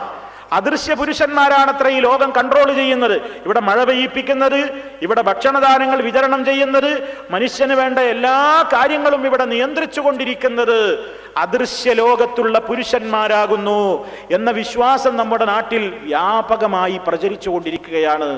ഈമാനിൽ ളുൽമ് കലരുക എന്ന് പറഞ്ഞാൽ ഇതിലപ്പുറം ഇനി ഒരു ളുൽമ് എന്താണ് സഹോദരന്മാരെ? അതുപോലെ തന്നെ മഹത്തുക്കളായ ആളുകളെ സംബന്ധിച്ച് അള്ളാഹുവിനുള്ള വിശേഷണങ്ങൾ അവർക്ക് കൊടുക്കുകയാണ്. അല്ല കാണും പോലെ കാണും, അല്ല കേൾക്കും പോലെ കേൾക്കും, അല്ല അറിയും പോലെ അറിയും. അള്ളാഹുവിന് കഴിവുള്ളതുപോലെ അവർക്കും അല്ല കഴിവുകൾ വിട്ടുകൊടുത്തിട്ടുണ്ട്. ഈ നിലക്ക് അന്ധവിശ്വാസങ്ങൾ സമൂഹത്തിൽ പ്രചാരം നേടുകയാണ്. മഹാന്മാരായ ആളുകളെ വിളിച്ചുകൊണ്ട് എല്ലാ കാര്യത്തിനും, ഇപ്പൊ റമദാനായി കഴിഞ്ഞ റമദാനിന്റെ മാസം 17 ബദരീങ്ങളുടെ ആണ്ട് എന്ന പേരിൽ മഹാന്മാരായ ബദരീങ്ങളെ വിളിച്ചുകൊണ്ട് പാടും. യമൻ ബിഹി ഹല്ലറദാ വമൻ ബിഹമ്മിൻ കിദാ. ബുദ്ധിമുട്ടുകളും വിഷമങ്ങളും പ്രയാസങ്ങളും കൊണ്ട് നീ കഷ്ടപ്പെടുന്നുവെങ്കിൽ നീ ഉടനെ വിളിച്ചോ. യാ അഹ്ല ബദരി ശുഹദാ, ഓ ബദർ ശുഹദാക്കളെ, അങ്ങളെ രക്ഷിക്കണമേ എന്ന് ബദർ ശുഹദാക്കളെ വിളിച്ചുകൊണ്ട് പാടി പറയുന്ന മാസമാണ് റമദാൻ. പലർക്കും സഹോദരങ്ങളെ അവര് നോമ്പെടുത്തിട്ട് എന്താ കാര്യം? ഈ വിശ്വാസമുള്ളയിടത്തോളം നോമ്പെടുത്തിട്ട് എന്താ പ്രയോജനം? എത്രത്തോളം ശിർക്ക് സൂക്ഷിക്കണമെന്നാണ് ഇസ്ലാം പറയുന്നത്. ആ ഒരു വീട്ടിൽ കള്ളൻ പ്രവേശിക്കാതായപ്പോൾ ഒരാൾ പറയാണ്, എന്റെ വീട്ടിൽ നായ കാവലില്ലായിരുന്നുവെങ്കിൽ ഇന്നലെ കള്ളൻ കിടക്കുമായിരുന്നു എന്ന വാക്ക് പോലും മുസ്ലിമീങ്ങൾ പറയുന്നത് സൂക്ഷിക്കണം. അത്ര നമ്മൾ സൂക്ഷിക്കണം എന്നാ പറയുന്നത്. ഇന്നലെ എൻ്റെ വീട്ടിൽ കള്ളം കിടക്കുമായിരുന്നു, ആ നായ ഉള്ളത് കൊണ്ടാ. ആ നായ ഇല്ലായിരുന്നുവെങ്കിൽ കള്ളം കിടക്കുമായിരുന്നു എന്ന് പറയുന്ന വാക്ക് പോലും ഗൗരവമാണ് എന്നാണ് നബി സല്ലല്ലാഹു അലൈഹി വസല്ലം പറയുന്നത്. ആരെങ്കിലും ഒരു യാത്രക്കിറങ്ങുമ്പോ പക്ഷിയുടെ ശബ്ദമോ പക്ഷിയുടെ ചിറകടിയോ അയാൾ ഉദ്ദേശിക്കുന്ന കാര്യത്തിൽ നിന്ന് പിന്തിരിപ്പിക്കുന്നുവെങ്കിൽ അയാൾ ഉടനെ ലാ ഇലാഹ ഇല്ലല്ലാഹ് ചൊല്ലട്ടെ. അയാൾ ഉടനെ അള്ളാഹുവിനോട് പറയട്ടെ, അള്ളാഹുവേ, അല്ലാഹുമ്മ ലാ തയ്റ ഇല്ലാ തയ്റുക, അല്ലാഹുമ്മ ലാ ഖൈറ ഇല്ലാ ഖൈറുക വലാ ഇലാഹ ഗൈറുക. നീ അല്ലാതെ ഒരു ആരാധ്യനുമില്ല, നിന്റെ ഖൈറല്ലാതെ ഒരു ഖൈറില്ല എന്നൊക്കെ പറയണമെന്ന ഇന്ന് മുസ്ലിം സമുദായം. ഇതെല്ലാം കാര്യങ്ങൾ, ഒരു പൂച്ച വിലങ്ങ് ചാടിയാൽ, അതുപോലെ തന്നെ ഒരു പക്ഷിയുടെ ശബ്ദം കേട്ടാൽ, കൂമൻ മൂളിയാൽ, കൈയിൻ്റെ ഉള്ളിൽ നിന്ന് ചൊറി വന്നാൽ, ശരീരത്തിൻ്റെ മറ്റേതെങ്കിലും ഭാഗത്ത് ചൊറിഞ്ഞാൽ അതൊക്കെ പണം കിട്ടുന്ന കാര്യം. കണ്ണിന് ചൊറി വന്ന ആരെയോ കാണാൻ നിൽക്കുന്നു, കാക്ക കരഞ്ഞാൽ വിരുന്നുകാരൻ വരാൻ ആ ഭാഗത്ത് നിന്ന് വരാനുണ്ട്, ഗൗളി ശബ്ദിച്ചു കഴിഞ്ഞാൽ പറഞ്ഞ കാര്യം സത്യാന്ന് പല്ലി കൂടി സമ്മതിച്ചിരിക്കുന്നു, കണ്ടോ പല്ലി ശബ്ദിച്ചില്ലേ എന്ന് പറയുന്ന ആളുകൾ. അതുപോലെ തന്നെ കണ്ണേറ് എന്ന് പറയുന്ന ഇസ്ലാം പഠിപ്പിച്ച യാഥാർത്ഥ്യമുള്ള കാര്യത്തിന്റെ പേരിൽ അന്ധവിശ്വാസം പ്രചരിപ്പിക്കുന്നവർ. കണ്ണേറ് എന്ന് പറയുന്നത് സംഭവിക്കാവുന്ന ഒരു കാര്യമാണ്, അല്ലാഹുവിന്റെ അനുമതി പ്രകാരം സംഭവിക്കാവുന്ന ഒരു കാര്യമാണ്. പക്ഷേ അതിന് കോലങ്ങൾ നാട്ടാൻ ഇസ്ലാം പറഞ്ഞിട്ടില്ല. ഇസ്ലാം നമ്മുടെ തോട്ടങ്ങളിൽ ഇങ്ങനെ ഒരു പ്രത്യേകമായ കോലങ്ങൾ വെക്കുക, അല്ലെങ്കിൽ കരിങ്കണ്ണ നോക്ക് എന്ന് എഴുതി വെക്കുക, ആ രൂപത്തിലുള്ളതൊന്നും ഇസ്ലാം പഠിപ്പിച്ചിട്ടില്ല. ഇസ്ലാം അതിനൊക്കെ ഇസ്ലാമികമായ നിലക്കുള്ള മന്ത്രങ്ങളും ദിക്റുകളും ദുആകളും മാത്രമാണ് പഠിപ്പിച്ചു തന്നിട്ടുള്ളത്. അപ്പൊ സഹോദരങ്ങളെ, അന്ധവിശ്വാസങ്ങൾ വേറെ, യഥാർത്ഥ വിശ്വാസങ്ങൾ വേറെ. വിശ്വാസത്തിൽ ളുൽമ് കലർന്നാൽ പിന്നെ നോമ്പെടുത്തിട്ടൊന്നും ഫലമില്ല, വെറുതെയാണത്. മല്ലം യദൽ ഖൗലസ്സൂരി വൽ അമല ബിഹി വൽ ജഹൽ ഫലൈസ ലില്ലാഹി ഹാജത്തുൻ ഫീ അൻ യദാ തുആമഹു വശറാബഹു. ചീത്തയായ വാക്കുകളും നോക്കുകളും പ്രവർത്തനങ്ങളും അവിവേകപൂർണമായ കാര്യങ്ങളും ഒരാൾ ഒഴിവാക്കാൻ തയ്യാറില്ലെങ്കിൽ അന്നപാനീയങ്ങൾ ഉപേക്ഷിക്കുന്നത് കൊണ്ട് ഒരു കാര്യവുമില്ല, കേവലം പട്ടിണിയായി മാറുന്നു ആ നോമ്പ്.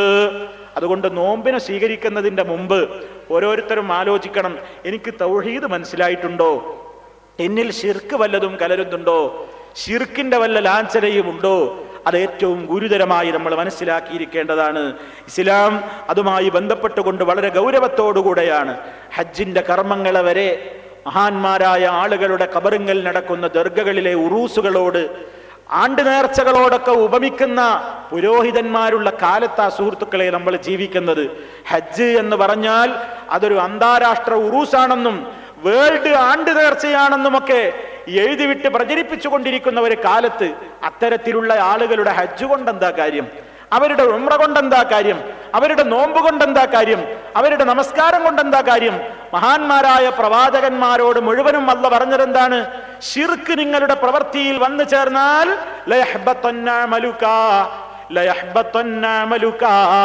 നിന്റെ അമലുകൾ മുഴുവനും പൊളിഞ്ഞു പോവുക തന്നെ ചെയ്യും. വലതകൂനന്ന മിനൽ ഖാസിരീൻ, നഷ്ടകാരികളുടെ കൂട്ടത്തിൽ പെട്ടുപോവുക തന്നെ ചെയ്യും എന്നാണ് അല്ലാഹു റബ്ബുൽ ആലമീൻ മഹാന്മാരായ പ്രവാചകന്മാരോട് പോലും പറഞ്ഞത്. പ്രവാചകന്മാര് ശിർക്ക് ചെയ്യൂല എന്ന് ഉറപ്പാ. പിന്നെ പ്രവാചകന്മാരോട് വരെ ഇങ്ങനെ അല്ലാഹു താക്കീത് ചെയ്തത് എന്തിനാ? എത്ര വലിയ മഹാന്മാരിൽ നിന്ന് സംഭവിച്ചാലും ശിർക്ക് വന്നാ പിന്നെ അമല് പൊളിയും. അതുകൊണ്ട് നോമ്പുകാരൻ നോമ്പിന് വേണ്ട മുന്നൊരുക്കങ്ങൾ എടുക്കുമ്പോൾ തൻ്റെ അഖീദ ശരിയാണോ, ഞാൻ അല്ലാഹു പറഞ്ഞതുപോലെ വിനയമുള്ളവനാണോ, എൻ്റെ ലാ ഇലാഹ ഇല്ലല്ലാഹ് കറക്റ്റ് ആണോ, എൻ്റെ മുഹമ്മദുർ റസൂലുള്ളാഹ് കറക്റ്റ് ആണോ എന്ന് പരിശോധിക്കണം. അപ്പൊ ലാ ഇലാഹ ഇല്ലല്ലാഹ്, അഷ്ഹദു അൻ ലാ ഇലാഹ ഇല്ലല്ലാഹ്. ഇനി ഈമാനിന്റെ പ്രധാന ഭാഗമാണ് അഷ്ഹദു അന്ന മുഹമ്മദുർ റസൂലുള്ളാഹ്. എന്താ പറയുന്നത്? അഷ്ഹദു അന്ന മുഹമ്മദുർ റസൂലുള്ളാഹ് എന്ന് പറഞ്ഞിട്ട് അതുണ്ടെങ്കിലേ നമ്മുടെ നോമ്പ് ശരിയാവുകയുള്ളൂ. എന്താണ് പറയുന്നത്? മുഹമ്മദുൻ സല്ലല്ലാഹു അലൈഹി വസല്ലം അല്ലാഹുവിന്റെ റസൂലാണെന്ന് ഞാനിതാ സാക്ഷ്യം വഹിക്കുന്നു. റസൂലുള്ളാഹിനെ കുറിച്ച് വിശ്വസിക്കേണ്ടത് മാത്രം വിശ്വസിക്കുക. അള്ളാഹിന്റെ റസൂല് അള്ളാഹിനെ പോലെ കേൾക്കും, കാണും. നബിതങ്ങൾ നമ്മുടെയൊക്കെ കൂടെയുണ്ട്, എല്ലാ സ്ഥലത്തും ഉണ്ട്. ഇപ്പൊ ആളുകൾ പറയുന്നത് അള്ളാഹിന്റെ റസൂലിനെ ഇടയ്ക്ക് ഇങ്ങനെ വിളിക്കല്ലേ, റസൂലുള്ളാഹിനെ ഇടയ്ക്ക് കാണുക, റസൂലുള്ളാഹിയുമായി ഇടയ്ക്ക് സംഭാഷണം നടത്തുക, റസൂലുള്ള ഇടയ്ക്ക് അവരെ വീട്ടിൽ വരിക, അവരുടെ കൂടെ ഭക്ഷണം കഴിക്കുക, വാ കുണ്ടൂരെ എന്ന് പറഞ്ഞിട്ട് കുണ്ടൂര ഔലിയ പാപ്പാനെ വിളിക്കുക, ഇങ്ങോട്ട് പോര് എന്ന് പറഞ്ഞിട്ട് മദീനത്ത് നിന്ന് ഇങ്ങനെ നബിതങ്ങൾ ഇങ്ങനെ ഖബറിന്ന് വിളിക്കുക. ഇങ്ങനെ എന്തൊക്കെ അന്ധവിശ്വാസങ്ങളാണ് പ്രിയമുള്ളവരെ മഹാനായ റസൂൽ സല്ലല്ലാഹു അലൈഹി വസല്ലമിനെ കുറിച്ച് വിശ്വസിക്കുന്നത്. നബിതങ്ങൾ നമ്മുടെ കൂടെയുണ്ട് എന്നാണ് ഇപ്പോഴത്തെ ലേറ്റസ്റ്റ് പ്രഖ്യാപനം. അതാണ് അള്ളാന്റെ റസൂല് എല്ലാവരുടെ കൂടെയുണ്ട്. നമ്മൾ ചെയ്യുന്നതൊക്കെ കണ്ടുകൊണ്ട് കേട്ടുകൊണ്ട് അറിഞ്ഞുകൊണ്ട് അള്ളാഹുവിന്റെ റസൂല് നമ്മുടെ കൂടെ തന്നെയുണ്ട് എന്നാണ്. നമുക്ക് കാണാൻ കഴിയില്ല. കറാമത്തിന്റെ കണ്ണുള്ളവർക്ക് നബിതങ്ങളെ കാണുകയും ചെയ്യാം. ഏതുപോലെ മലക്കുകൾ ഇപ്പൊ ഈ സദസ്സിലൊക്കെ ഉണ്ടല്ലോ, പക്ഷെ നമുക്ക് കാണാൻ കഴിയൂല. ഇതുപോലെ അള്ളാന്റെ റസൂലും ഇവിടെയൊക്കെ വന്നിരിക്കുന്നുണ്ട്, നമുക്ക് കാണാൻ കഴിയൂല. കറാമത്തിന്റെ കണ്ണുള്ളവർ കാണും. ആരാ കറാമത്തുള്ളവര്? നിസ്കരിക്കാത്ത, നോമ്പെടുക്കാത്ത, പല രൂപത്തിലുള്ള നമ്മുടെ നാട്ടിൽ ഔലിയാക്കന്മാരാന്ന് പറയുന്നവരൊക്കെ ഇടക്കിടക്ക് അള്ളാന്റെ റസൂൽ ഇങ്ങനെ കാണുന്നു, നബിതങ്ങൾ അവരുമായിട്ട് സംസാരിക്കുന്നു, അള്ളാന്റെ റസൂൽ അവരെ കെട്ടിപ്പിടിക്കുന്നു, ചുംബിക്കുന്നു, പല കാര്യങ്ങൾ ചെയ്യുന്നു. ഇത്തരം പഴച്ച അന്ധവിശ്വാസങ്ങൾ ഒരു ഭാഗത്ത്. വേറൊരു ഭാഗത്ത് മുഹമ്മദുർ റസൂലുള്ളാഹ് എന്ന് പറയുന്നവർക്ക് ആത്മാർത്ഥത നഷ്ടപ്പെട്ടു പോകുന്നു. മുഹമ്മദുർ റസൂലുള്ളാഹ് എന്ന് പറയും, അള്ളാന്റെ റസൂലാണ് എന്ന് പറയും. സഹോദര, മുഹമ്മദുർ റസൂലുള്ളാഹ് എന്ന് പറഞ്ഞാ പോരാ, ആ റസൂലിനെ സമ്പൂർണ്ണ റസൂലായി കൊണ്ട് മുഴുവനായും അംഗീകരിക്കണം. എത്രത്തോളം അംഗീകരിക്കണം? ഫലാ വറബ്ബിക ലാ യുഅ്മിനൂൻ ഹത്താ യുഹക്കിമൂക ഫീമാ ശജറ ബൈനഹും സുമ്മ ലാ യജിദൂ ഫീ അൻഫുസിഹിം ഹറജം മിമ്മാ ഖദൈത വയുസല്ലിമൂ തസ്ലീമാ. നിന്റെ റബ്ബിനെ തന്നെയാണ് സത്യം, അവർ വിശ്വാസികളാവുകയില്ല നിന്നെ അവർ വിധികർത്താവാക്കുവോളം അവർക്കിടയിൽ തർക്കമുള്ള മുഴുവൻ വിഷയങ്ങളിലും. നമുക്കിടയിൽ എന്താ അഭിപ്രായ വ്യത്യാസം ഉണ്ടെങ്കിലും റസൂൽ സല്ലല്ലാഹു അലൈഹി വസല്ലം ഒരു കാര്യം ആ വിഷയത്തിൽ എന്താണോ പറഞ്ഞത്, ആ തീരുമാനം ഇങ്ങ് കിട്ടിക്കഴിഞ്ഞാൽ പിന്നെ സുമ്മലാ യജിദൂ ഫീ അൻഫുസിഹിം, പിന്നീട് അവരുടെ മനസ്സുകളിൽ തോന്നാൻ പാടില്ല ഹറജം മിമ്മാ ഖദൈത, നീ വിധിച്ച വിധിയോ ഒരു വിഷമവും തോന്നാൻ പാടില്ല. വയുസല്ലിമൂ തസ്ലീമാ. 100% ആ വിധിയെ അംഗീകരിക്കണം, അവനെ മുഅ്മിനാവുകയുള്ളൂ. ഇത് ഗൗരവത്തോടെ ചിന്തിക്കേണ്ട ലോകമാണിത്. മുഹമ്മദുർ റസൂലുള്ളാഹ് എന്ന് പറയും, എന്നിട്ട് ആ റസൂലുള്ളാഹിനെ അംഗീകരിക്കുകയില്ല. ഇതിന്ന് വർദ്ധിച്ചു വരികയാണ്. അള്ളാന്റെ റസൂലിന്റെ തീരുമാനങ്ങളെ കളിയാക്കുക. നബിതങ്ങളിലൊരു തീരുമാനം എടുത്തിട്ടുണ്ടെങ്കിൽ അതിനോടൊരു പുച്ഛം. ഇപ്പൊ എല്ലാ ആളുകൾക്കും ഇന്നിപ്പോ വളരെ വ്യാപകമായിട്ട് നടക്കുന്ന ഒരു സംഗതിയാണ്. സുന്നത്തുകൾ അനുഷ്ഠിച്ച് ആരെങ്കിലും ജീവിക്കുന്നുണ്ടെങ്കിൽ അവനെ ചില പ്രത്യേക പദപ്രയോഗങ്ങൾ കൊണ്ട് കളിയാക്കുക. ഒന്ന് കാണുന്നില്ലേ? അള്ളാന്റെ പരിശുദ്ധ ഖുർആനിൽ പറഞ്ഞതുപോലെ, നബി സല്ലല്ലാഹു അലൈഹി വസല്ലമിന്റെ ഹദീസുകളിലും അധ്യാപനങ്ങളിലും കണ്ടതുപോലെ, ഒരു മനുഷ്യൻ ഇന്ന് ജീവിക്കാൻ തയ്യാറായാൽ സമൂഹം അവനെ വിടൂല. സമൂഹം അവന് ചില പേര് കൊടുക്കും. ഒന്ന് തീവ്രവാദി, മറ്റൊന്ന് ഭീകരവാദി, വേറൊന്ന് അനുഷ്ഠാന തീവ്രവാദക്കാരൻ, അനുഷ്ഠാന തീവ്രത. വേറൊരു നാലാമത്തെ ഒരു പേരും കൂടി ഉണ്ട്, ലേറ്റസ്റ്റ്, അക്ഷരപൂജകൻ. അതായത് ഹദീസിലും ആയത്തിലൊക്കെ കണ്ടത് അപ്പടി അങ്ങ് പ്രവർത്തിക്കുന്ന പൊട്ടന്മാര്. ഇസ്ലാം അങ്ങനെയൊന്നും പറഞ്ഞിട്ടില്ല. ഇപ്പൊ നെരിയാണിക്ക് താഴെ വസ്ത്രം ആക്കരുതെന്നൊക്കെ ഇസ്ലാം പറഞ്ഞത് അതൊന്നും അഹങ്കാരത്തോടു കൂടിയൊന്നും ആവരുത് എന്നതല്ലാതെ അതൊന്നും വലിയൊരു പ്രശ്നമല്ല എന്ന് പറഞ്ഞുകൊണ്ട് കളിയാക്കുക. അതേ അവസരത്തിൽ ഒരാള് നെരിയാണിക്ക് മീതെ കൃത്യമായി വസ്ത്രം എടുക്കുകയാണോ എന്നാ പറയും, കണ്ടോ അനുഷ്ഠാന തീവ്രവാദി, അനുഷ്ഠാന തീവ്രതക്കാരൻ, കണ്ടോ അക്ഷരപൂജകൻ. ഹദീസിൽ പറഞ്ഞ അക്ഷരത്തെയാണ് അവൻ പൂജിക്കുന്നത്, അവൻ അതിന്റെ പിന്നിലുള്ള അർത്ഥവും യുക്തിയും ഒന്നും തിരിഞ്ഞിട്ടില്ല എന്ന് പറഞ്ഞുകൊണ്ട് നബി തങ്ങളുടെ സുന്നത്തിനെ ജീവിതത്തിൽ പുലർത്തിപ്പോരുന്ന ചെറുപ്പക്കാരെ നോക്കിയിട്ട് തീവ്രവാദിയാണ്, അമിതവാദിയാണ്, അതുപോലെ തന്നെ അനുഷ്ഠാന തീവ്രതയുള്ളവനാണ്, അക്ഷരപൂജകനാണ് എന്നൊക്കെ പറയാൻ തുടങ്ങുകയാണ് ചില ആളുകൾ. അവരാണ് പണ്ട് എഴുതി വിട്ടത് എന്ത്? ചെറുപ്പക്കാര് നെരിയാണിക്ക് താഴെ തുണി പോകാതെ സൂക്ഷിക്കും. എല്ലാവരും ഒരു സൂക്ഷിക്കുന്നില്ലേ? ഞാനും നിങ്ങളൊക്കെ സൂക്ഷിക്കണ്ടേ പ്രിയമുള്ളവരെ? അറിഞ്ഞുകൊണ്ട് നമ്മുടെ ഡ്രസ്സ് നെരിയാണിക്ക് താഴെ തൂങ്ങാൻ പാടില്ല. അറിയാതെയൊക്കെ സംഭവിക്കാം, ആർക്കും സംഭവിക്കാം. അറിയാതെ സംഭവിക്കുന്നത് നമ്മൾ തെറ്റുകാരല്ല. മനഃപൂർവ്വം നമ്മുടെ വസ്ത്രം, അത് പാൻസ് ആയാലും തുണിയായാലും നെരിയാണിക്ക് താഴെ തൂങ്ങരുത്. അപ്പൊ ചില ആളുകൾ ഇടയ്ക്കൊരു പഞ്ചായത്ത് പറയാ, അതെന്താ അങ്ങനെ തൂങ്ങുന്നതിന് കുഴപ്പമൊന്നുമില്ല, കിബറില്ലാതിരുന്നാ മതി. എടോ സഹോദരാ, ഒന്ന് ആലോചിച്ചു നോക്കി. നബി സല്ലല്ലാഹു അലൈഹി വസല്ലം പറഞ്ഞ എന്താ? കിബറുണ്ടെങ്കിൽ അതിന്റെ ശിക്ഷയും കൂടിയായി.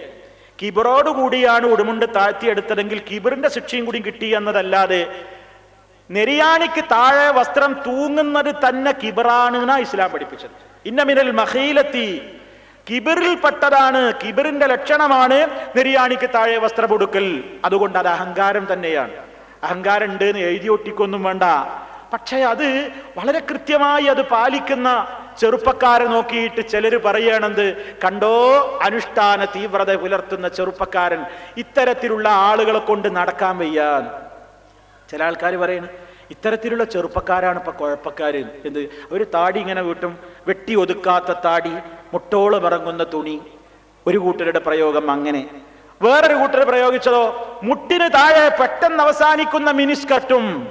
നോക്കണം നിങ്ങൾ, നബി സല്ലല്ലാഹു അലൈഹി വസല്ലം പഠിപ്പിച്ച ഒരാചാരം ചെറുപ്പക്കാര് കണിശമായി ജീവിതത്തിൽ ചെയ്യുന്നു എന്നതിന്റെ പേരിൽ ഒരു വിഭാഗം അവരുടെ വാരികയിൽ എഴുതിവിടുന്ന പരിഹാസ പദപ്രയോഗങ്ങളാണ് ഈ പറയുന്നത്. എന്ത്? മുട്ടിന് താഴെ പെട്ടെന്ന് അവസാനിക്കുന്ന മിനിസ്കർട്ട്.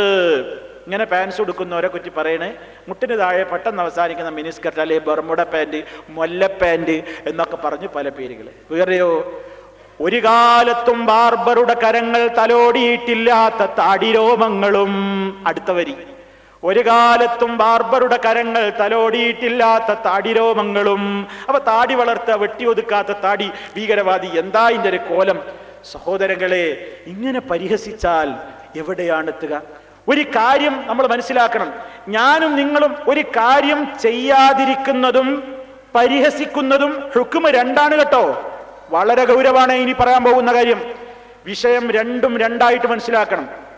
ഉദാഹരണം പറയാ, എല്ലാവർക്കും സമ്മതമുള്ളൊരു ഉദാഹരണം പറയാ. ളുഹറിന്റെ മുമ്പ് 2 റക്അത്തോ അല്ലെങ്കിൽ 4 റക്അത്തോ സുന്നത്ത് നിസ്കാരമുണ്ട്. ളുഹറിന്റെ മുമ്പ് ഒരാളത് നിസ്കരിച്ചില്ല ഒരു ദിവസം. എന്തേ? ഒന്നുമില്ല, അയാളത് നിസ്കരിച്ചില്ല. എന്നാൽ അയാൾക്ക് തെറ്റുകാരനാവോ? തെറ്റുകാരനാവൂല. അയാൾക്ക് ആ നിസ്കാരത്തിന്റെ കൂലി കിട്ടിയില്ല, അയാൾക്ക് ആ പുണ്യം നഷ്ടപ്പെട്ടു. അതേ അവസരത്തിൽ അയാൾ നിസ്കരിച്ചതുമില്ല, ഒരാളിങ്ങനെ ളുഹറിന്റെ മുമ്പ് 4 റക്അത്ത് വളരെ കണിശമായിട്ട് എന്നും നിസ്കരിക്കുന്നത് കാണുന്നുണ്ട്. അയാളോട് പോയിട്ട് പറഞ്ഞു, എന്താ ഒരു പുതിയ നിസ്കാരം, അതൊന്നും വേണ്ട, അതിൻ്റെ ഒന്നും ആവശ്യമില്ല, എന്താ അതിങ്ങനെ നിസ്കരിച്ചുകൊണ്ട് നടക്കലെന്നെ പണി എന്ന് പറഞ്ഞതിനെ ചോദ്യം ചെയ്ത് പരിഹസിച്ച് അതിനെ നിഷേധിച്ചാൽ വിധി മാറി കാഫിറായി പോകും, കാഫിറായി പോകും. നിങ്ങൾ മനസ്സിലാക്കണം, നബി സല്ലല്ലാഹു അലൈഹി വസല്ലമിന്റെ കാലത്ത്, നബി തങ്ങളുടെ കാലത്ത് പരിഹാസത്തിന്റെ ഗൗരവ പറയുന്നത്. അള്ളാന്റെ റസൂല് സ്വഹാബിമാരൊക്കെ തബൂക്ക് യുദ്ധത്തിന് പുറപ്പെടുന്ന നേരത്ത് സ്വഹാബിമാരെ കുറിച്ച് മുനാഫിക്കീങ്ങളൊരു പരിഹാസം. എന്താ പരിഹസിച്ചതെന്നറിയോ? ഈ നബിയും സഹാബിമാരെയും കുറിച്ച് അവരടക്കം പറയണം, ഇവര് എന്ന് പറഞ്ഞാൽ ഭയങ്കര ഭീരുക്കളാണ്, ഭക്ഷണത്തോട് ഭയങ്കര താല്പര്യമാണ്, ശത്രുക്കളെ കണ്ടാൽ ഓടുകയും ചെയ്യും എന്നിങ്ങനെ ഒരു വാക്ക് ഇങ്ങനെ മുനാഫിക്കീങ്ങള് അള്ളാന്റെ റസൂലിനെയും സഹാബത്തിനെയും കുറിച്ച് പറഞ്ഞപ്പോ പരിശുദ്ധ ഖുർആനിൽ അവരെ കുറിച്ച് ആയത്തിറങ്ങുകയാണ് ചെയ്യുന്നത്. അവരോട് നബി തങ്ങൾ ചോദിച്ചു, നിങ്ങൾ ഇങ്ങനെ പറഞ്ഞോ, നിങ്ങൾ ഇങ്ങനെ പറഞ്ഞോ, സഹാബിമാരെ കുറിച്ച് എന്നെ കുറിച്ച് പറഞ്ഞോ? അപ്പൊ അവര് പറഞ്ഞു, ഇന്നമാ കുന്നാ നഖൂദു വനൽഅബ്, ഞങ്ങൾ തമാശ പറഞ്ഞതാണ് നബിയേ. നമ്മൾ ഇന്നും അങ്ങനെയാ, താടിനെ കളിയാക്കും, എന്നിട്ട് പറയും ഞാൻ അത്ര ഗൗരവത്തിൽ പറഞ്ഞോന്നല്ല, തമാശാക്കിയതാണ്, അത്ര സീരിയസ് ആയിട്ട് പറഞ്ഞോന്നല്ല. എന്നാൽ ഇസ്ലാം ദീനിന്റെ ഒരു കാര്യത്തെ കളിയായി കൊണ്ടുപോലും പരിഹസിക്കാൻ പാടില്ല, തമാശയായിട്ട് പോലും പരിഹസിക്കാൻ പാടില്ല. നബിതങ്ങൾ ഈ കാര്യത്തെ അവരോട് ചോദിച്ചപ്പോൾ അവര് പറഞ്ഞു, ഞങ്ങൾ തമാശ പറഞ്ഞതാണ്. ഉടനെ അള്ളാന്റെ റസൂലിനോട് ചോദിക്കാൻ പറയാണ്, അബില്ലാഹി വആയാതിഹി വറസൂലിഹി കുൻതും തസ്തഹ്സിഊൻ, അള്ളാനെയാണോ നിങ്ങൾക്ക് പരിഹസിക്കാൻ കിട്ടിയത്? അള്ളാന്റെ ആയത്തുകളെയാണോ പരിഹസിക്കാൻ കിട്ടിയത്? അവന്റെ റസൂലിനെയാണോ പരിഹസിക്കാൻ കിട്ടിയത്? അതുകൊണ്ട് ഞങ്ങൾ തമാശ പറഞ്ഞതാണ്, വെറുതെ പറഞ്ഞതാണ് എന്നൊന്നും നിങ്ങൾ വെറുതെ വിശദീകരിക്കേണ്ടതില്ല. ലാ തഅ്തദിറൂ ഖദ് കഫർതും ബഅദ ഈമാനികും, ലാ തഅ്തദിറൂ, നിങ്ങൾ ഒരു ഒഴികഴിവും ഇനി പറയണ്ട. ഖദ് കഫർതും ബഅദ ഈമാനികും, നിങ്ങളുടെ വിശ്വാസത്തിന്റെ അവസ്ഥക്ക് ശേഷം നിങ്ങൾ കാഫിറായി പോയി, കുഫറായി പോയി എന്നാണ് ഖുർആൻ ഓർമ്മപ്പെടുത്തുന്നത്. അപ്പൊ താടിയെ പരിഹസിച്ചാൽ, നിര്യാണിക്ക് താഴെ വസ്ത്രമുടുക്കുന്നതിൽ നിന്നും ശ്രദ്ധ തെറ്റിയിട്ട് നിര്യാണിക്ക് മുകളിലേക്ക് കൃത്യമായി വസ്ത്രം കയറ്റി ഉടുക്കുന്നവനെ പരിഹസിച്ചാൽ എന്താകും? കാഫിറായി പോകും. ഒരു കാര്യം ചെയ്യാതിരിക്കുന്നത് വേറെ. ഒരാൾ താടി വടിക്കുന്നു, അയാൾക്ക് ആ ഹറാം, അയാൾക്ക് ആ ശിക്ഷ കിട്ടുക. അതേ അവസരത്തിൽ അയാൾ വടിക്കും ചെയ്യുന്നു, വെക്കുന്നവനെ പരിഹസിക്കും ചെയ്താലോ കാഫിറായി പോകും. രണ്ടും വിധി രണ്ടാണ്. ശരിക്കും മനസ്സിലാക്കണം. പരിഹസിക്കരുത്, നിഷേധിക്കരുത്. ഒരു കാര്യം അയാൾ ചെയ്തില്ലെങ്കിൽ അയാൾക്ക് ആ ചെയ്തില്ല എന്നതിന്റെ ശിക്ഷയുണ്ടാവും. പരിഹസിച്ചാലോ, പരിഹസിച്ചാൽ കുഫറായി പോകും. ചില ആൾക്കാർ പറയണ്, മെഡിക്കൽ കോളേജിലും എഞ്ചിനീയറിംഗ് കോളേജിലും ഒക്കെ പഠിക്കുന്ന വിദ്യാർത്ഥികളൊക്കെ ഇപ്പോൾ നമ്മളെ MSMലൊക്കെ മുജാഹിദ് സ്റ്റുഡൻസ് മൂവ്മെന്റിന്റെ ഒക്കെ കുട്ടികൾ പ്രമാണങ്ങൾ കേട്ട് പഠിച്ചു മനസ്സിലാക്കിയിട്ട് അവരുടെ ജീവിതത്തിൽ വലിയ മാറ്റം വന്നപ്പോ ചിലര് പറയാണ്, എന്തൊരു ഗുലുവാണിത്, തീവ്രത തീവ്രത തീവ്രത, എന്താ മുഖത്തേക്ക് നോക്കാൻ വയ്യ, അങ്ങടെ ചപ്പറ താടിയും ഈ രൂപത്തിലുള്ള പാൻറ്റും ഒക്കെ ഉണ്ട്, നടന്നാൽ ശരിയാവോ? ഒന്ന് ആലോചിച്ച് നോക്കണം സഹോദരന്മാരെ. അത്തരത്തിലുള്ള ചെറുപ്പക്കാരെ പ്രോത്സാഹിപ്പിക്കുക. അവര് ശല്യക്കാരല്ല, അവര് കുഴപ്പക്കാരല്ല, അവർ അള്ളാഹുവിന്റെ ദീനനുസരിച്ചു കൊണ്ട് ജീവിക്കുന്നവരാണ്. മുഹമ്മദുർ റസൂലുള്ളാഹ് എന്ന പ്രഖ്യാപനം ഞാൻ നടത്തുന്നുവെങ്കിൽ എനിക്ക് നബി തങ്ങൾ പഠിപ്പിച്ച ഒരാശയത്തോടും മനസ്സിൽ വിമിഷ്ടമുണ്ടായിക്കൂടാ. അവിടുന്ന് പഠിപ്പിച്ചത് മുഴുവനും സത്യമാണ്, അവിടുന്ന് പഠിപ്പിച്ചത് മുഴുവനും യാഥാർത്ഥ്യമാണ്. വമാ ആതാകുമുർ റസൂലു ഫഖുദൂഹു, റസൂൽ നിങ്ങൾക്ക് എന്തൊന്ന് കൊണ്ടുവന്നുവോ അത് നിങ്ങൾ സ്വീകരിക്കണേ. അല്ലാഹുവിന്റെ റസൂൽ പഠിപ്പിച്ചതൊക്കെ സ്വീകരിക്കണം. ഒരു വെറുപ്പും ഉണ്ടാകാൻ പാടില്ല, ഒരു വിഷമവും നമുക്ക് തോന്നാൻ പാടില്ല. ഇപ്പൊ ചില സ്ത്രീകൾ പറയാറുണ്ട്, ഞാനൊരു ഉദാഹരണം പറയാം. ചില സ്ത്രീകൾ ചിലപ്പോൾ പറയും, ഇസ്ലാമിലെ നിയമങ്ങളൊക്കെ തരക്കടില്ല, പക്ഷെ ഈ ഒന്നിലധികം വിവാഹം കഴിക്കാന്ന് പറയുന്ന നിയമത്തോട് എനിക്ക് യോജിപ്പില്ല. പറയാൻ പാടില്ല, പറയാൻ പാടില്ല. ഇസ്ലാം അങ്ങനെ എല്ലാവർക്കും പെണ്ണിട്ടണമെന്ന് നിയമം വെച്ചിട്ടൊന്നുമില്ല. അനിവാര്യ സന്ദർഭങ്ങളിൽ ഒരാൾക്ക് കഴിയുമോ അയാൾ ഒന്നിലധികം ഭാര്യമാരെ സ്വീകരിച്ചോട്ടെ. പക്ഷേ ഇസ്ലാമിൽ അംഗീകൃതമായ ഒരു നിയമത്തെ ഒരു കാരണവശാലും ഒരു മുസ്ലിം സഹോദരനോ സഹോദരിയോ ചോദ്യം ചെയ്തുകൂടാ. അപ്പറഞ്ഞതൊക്കെ സംഗതിയൊക്കെ ശരി തന്നെയാണെങ്കിലും എനിക്കതാണ് ഉൾക്കൊള്ളാൻ പറ്റൂല. മുഅ്മിനാവോ? മുഅ്മിനാവോ? വമാ കാന ലിമുഅ്മിനിൻ വലാ മുഅ്മിനത്തിൻ ഇദാ ഖദല്ലാഹു വറസൂലുഹു അംറൻ അയ്യകൂന ലഹുമുൽ ഖിയറതു മിൻ അംരിഹിം. അള്ളാഹുവിന്റെ യഥാർത്ഥത്തിലുള്ള നിയമം ഒരാൾക്ക് വ്യക്തമായി കഴിഞ്ഞാൽ ഒരു മുഅ്മിനായ പുരുഷനാവട്ടെ സ്ത്രീയാവട്ടെ പടച്ച റബ്ബിന്റെ തീരുമാനങ്ങൾ കേട്ട് കഴിഞ്ഞാൽ ഞാൻ അതിനെക്കുറിച്ചൊന്നുകൂടി ആലോചിക്കട്ടെ, ചിന്തിക്കട്ടെ, എന്നിട്ട് വിധി പറയാം എന്ന് വെക്കാൻ പറ്റൂല. വളരെ കണിശമാണ്, വളരെ കണിശമാണ്. ഒരൊറ്റ ഹദീസിനെയും നിഷേധിക്കരുത്. നേരത്തെ എൻ്റെ സഹോദരൻ സ്വലാഹി വിശദീകരിച്ചത് നിങ്ങൾ കേട്ടുകഴിഞ്ഞു. അള്ളാഹുവിന്റെ റസൂൽ സല്ലല്ലാഹു അലൈഹി വസല്ലമിനെ അഷ്ഹദു അന്ന മുഹമ്മദർ റസൂലുള്ളാഹ് എന്നാണ് പറഞ്ഞാ പോരാ, അവിടുന്ന് പഠിപ്പിച്ചത് മുഴുവൻ അങ്ങ് സ്വീകരിക്കണം. ഇന്ന് ചില ചങ്ങാതിമാർ അങ്ങനെയല്ല, ഹദീസൊക്കെ ഒന്ന് നോക്കും, അവന്റെ ബുദ്ധിയിലൊന്നിട്ട് അളക്കും. ബുഖാരിയിലെ ഹദീസാണെങ്കിലും മുസ്ലിമിലെ ഹദീസാണെങ്കിലും ഞാനൊന്ന് പരിശോധിക്കട്ടെ എന്നാണ്. ആരാണടോ ഈ ഞാൻ? എന്തൊരു അഹങ്കാരമാണിത്! അള്ളാഹുവിന്റെ റസൂൽ സല്ലല്ലാഹു അലൈഹി വസല്ലമിന്റെ ഹദീസ് ബുദ്ധിക്ക് യോജിക്കുമോ ഖുർആനിന് യോജിക്കുമോ എന്നൊക്കെ ഞാൻ പരിശോധിക്കണം പോലും. ആരായി ഞാൻ? എന്നിട്ട് പല ന്യായങ്ങളും പറയാ. ഖുർആനിന് വിരുദ്ധമായ ഒരു ഹദീസ് ഉണ്ടെങ്കിൽ നമ്മളത് സ്വീകരിക്കാൻ പറ്റുമോ? ഖുർആനിന് വിരുദ്ധമായ ഒരു സ്വഹീഹായ ഹദീസ് ഉണ്ടാവുമോ? എന്നിട്ട് ഒരുത്തൻ അവന്റെ മാസികയിൽ എഴുതുകയാണ്, പൊട്ടത്തരം കേട്ടോളി. ഒരാളൊരു ഉദാഹരണം പറയാ, ഒരു സുല്ലമിയ, അയാളൊരു ഉദാഹരണത്തിലൂടെ പറയാണ്. ഇപ്പൊ ഉദാഹരണമായി നമ്മൾ സങ്കല്പിക്കുക, എന്ത്, ഈമാൻ കാര്യം 7 എന്നൊരു ഹദീസ് ഉണ്ട് എന്ന് വെക്കുക. ഈമാൻ കാര്യം 7 എന്നൊരു ഹദീസ് ഉണ്ട് എന്ന് വെക്കുക, നമ്മൾ സ്വീകരിക്കുവോ? അങ്ങനെ ഉണ്ടാകുവോ? പൊട്ട, അങ്ങനെ ഉണ്ടാവില്ല. അള്ളാന്റെ റസൂല് പരിശുദ്ധ ഖുർആനിന് വിരുദ്ധമായ ഒരു സ്വഹീഹായ ഹദീസ് പറയൂല. ഈ പറയുന്ന ആളുകൾ പറയുന്നത് കേട്ടാൽ എന്താ തോന്നുന്നറിയോ? ഇത് രണ്ടും രണ്ട് അതോറിറ്റിയാണാ. ഖുർആനിലെ ആയത്തുകളൊക്കെ ഇറക്കുന്നത് ഒരു സ്ഥലത്തുനിന്ന്, ഹദീസിലെ നിയമങ്ങളൊക്കെ പറയുന്നത് വേറൊരു അതോറിറ്റി. അപ്പൊ പിന്നെ രണ്ടും പരസ്പര വൈരുദ്ധ്യം ഉണ്ടാവുമല്ലോ. ഖുർആനിന് എതിരായ ഹദീസോ ഉണ്ടാവില്ല. പരിശുദ്ധ ഖുർആനിന് വിരുദ്ധമായ സ്വഹീഹായ ഒരൊറ്റ ഹദീസ് ഉണ്ടാവില്ല. ഉറപ്പാണ്, ഉറപ്പാണ്. ഇനി അതിനാരും സങ്കല്പിച്ചോളൂ, ഇങ്ങനെ സങ്കല്പിക്ക എന്നൊന്നും പറഞ്ഞു വരരുത്. അള്ളാന്റെ പരിശുദ്ധ ഖുർആനിന് വിരുദ്ധമായ ഒരൊറ്റ സ്വഹീഹായ ഹദീസും ഉണ്ടാവില്ല. കാരണം എന്താ? ഇത് രണ്ടും ഒരേ അതോറിറ്റിന്നാ വരുന്നത്. പരിശുദ്ധ ഖുർആൻ പോലെ തന്നെ എനിക്ക് നൽകപ്പെട്ടിട്ടുള്ള വഹിയാണ്. അതെ, എനിക്ക് പരിശുദ്ധ ഖുർആൻ നൽകപ്പെട്ടിരിക്കുന്നു. വമിസ്ലഹു മഅഹു, അതിന്റെ കൂടെ അത്ര തന്നെയും നൽകപ്പെട്ടിരിക്കുന്നു. അതുപോലെ തന്നെ എനിക്ക് വേറെയും നൽകപ്പെട്ടിട്ടുണ്ട്. നബി സല്ലല്ലാഹു അലൈഹി വസല്ലം പറയാണ്, ഖുർആൻ മാത്രമല്ല വഹി, ഹദീസുകളും ആരെടുത്തുന്നുള്ളതാ? വമാ യൻതിഖു അനിൽ ഹവാ ഇൻ ഹുവ ഇല്ലാ വഹ്യുൻ യൂഹാ അല്ലമഹു ശദീദുൽ ഖുവാ ദൂ മിർറത്തിൻ ഫസ്തവാ. സൂറത്തുൻ നജ്മിന്റെ ആദ്യ ഭാഗം അല്ലാഹു തആല പറയാണ്, വമാ യൻതിഖു അനിൽ ഹവാ. നബി സല്ലല്ലാഹു അലൈഹി വസല്ലം സ്വന്തം ഇഷ്ടപ്രകാരം ഒന്നും സംസാരിക്കാറില്ല. ഇൻ ഹുവ ഇല്ലാ വഹ്യുൻ യൂഹാ, അവിടുത്തേക്ക് വഹി നൽകപ്പെടുന്ന കാര്യങ്ങളല്ലാതെ അവിടുന്ന് സംസാരിക്കൂല. അപ്പൊ നബി സല്ലല്ലാഹു അലൈഹി വസല്ലം ഒരു കാര്യം പറഞ്ഞാൽ അതും അള്ള പഠിപ്പിച്ചു കൊടുത്തിട്ടാണ്. അള്ള പറഞ്ഞ ഖുർആനിലെ ആയത്തിന് വിരുദ്ധമായ ഒരു ഹദീസ് അള്ള പറയൂല. അതുകൊണ്ട് ഖുർആനിന് വിരുദ്ധമാണ് ആ ഹദീസ്. അത് ബുഖാരിയിലാണെങ്കിലും ഞാൻ തട്ടുന്നു. ഒരു ചങ്ങാതി പറയണം, ഒരു ചാരനുണ്ട് മുജാഹിദ് പ്രസ്ഥാനത്തിന്റെ ആളാന്നും പറഞ്ഞിട്ട് ഇപ്പൊ ഇറങ്ങിയിട്ട്. നിങ്ങൾ മനസ്സിലാക്കണം, ഒരൊറ്റ മുജാഹിദുകളും പതറിപ്പോകരുത്. നമ്മൾ മനസ്സിലാക്കണം. സാന്ദർഭികമായിട്ട് ഞാൻ ഓർമ്മപ്പെടുത്തുകയാണ്, മുജാഹിദുകളായ ആളുകളെ തമ്മിലടിപ്പിക്കാൻ വേണ്ടി മുജാഹിദുകളുടെ അടുക്കളയിലേക്ക് നോക്കിയിട്ട് ചില പത്രക്കാര് മുക്കൂട്ട് മുന്നണി ഉണ്ടാക്കിയിരിക്കുകയാണ്. ഖുറാഫികളും അതുപോലെ തന്നെ ചാരക്കമ്പനിയും ഇവരെല്ലാം കൂടെ ചേർന്നിട്ടൊരു മുക്കൂട്ട് മുന്നണി, ഒരു മാധ്യമ മുക്കൂട്ട് മുന്നണി ഉണ്ടാക്കിയിട്ട് ദിവസം പത്രത്തിൽ മുജാഹിദിനെ ഇങ്ങനെ മേക്കെട്ട് കയറുക, മുജാഹിദീകളെ മേക്കെട്ട് കയറുക. എന്താ പറയുന്നത്? മുജാഹിദുകൾ എന്ന് പറഞ്ഞാൽ അവരിങ്ങനെ ഖുർആനിന് വിരുദ്ധമായ ഹദീസ് സ്വീകരിക്കുന്നവരാണ്. എവിടെയാ ചങ്ങാതി ഖുർആനിന് വിരുദ്ധം ബുഖാരിയിലുള്ളത്? ബുഖാരി എന്ന് പറയാൻ ഉച്ചരിക്കാൻ പോലും കഴിയാത്തവനാ പറയുന്നത് ബുഖാരിയിൽ ഖുർആനിന് വിരുദ്ധമുണ്ട്. മനസ്സിലാക്കണം, നിങ്ങൾ ആലോചിച്ച് നോക്കണേ. ഇമാം ബുഖാരി റഹിമഹുല്ലയുടെ നാടിന്റെ പേരിലേക്ക് ചേർത്തുകൊണ്ടാ ബുഖാരി എന്നറിയപ്പെടുന്നത്. ബുഖാറയിലേക്ക് ചേർത്തുകൊണ്ട് പറയുന്ന ബുഖാരി അതുപോലും ഉച്ചരിക്കാൻ അറിയാത്ത വിവരം കെട്ടവനാ പറയുന്നത് ബുഖാരിയിൽ ഖുർആനിന് വിരുദ്ധമായ ഒട്ടേറെ ഹദീസുണ്ട്, അതുകൊണ്ട് ഞങ്ങൾ തട്ടിക്കളയും.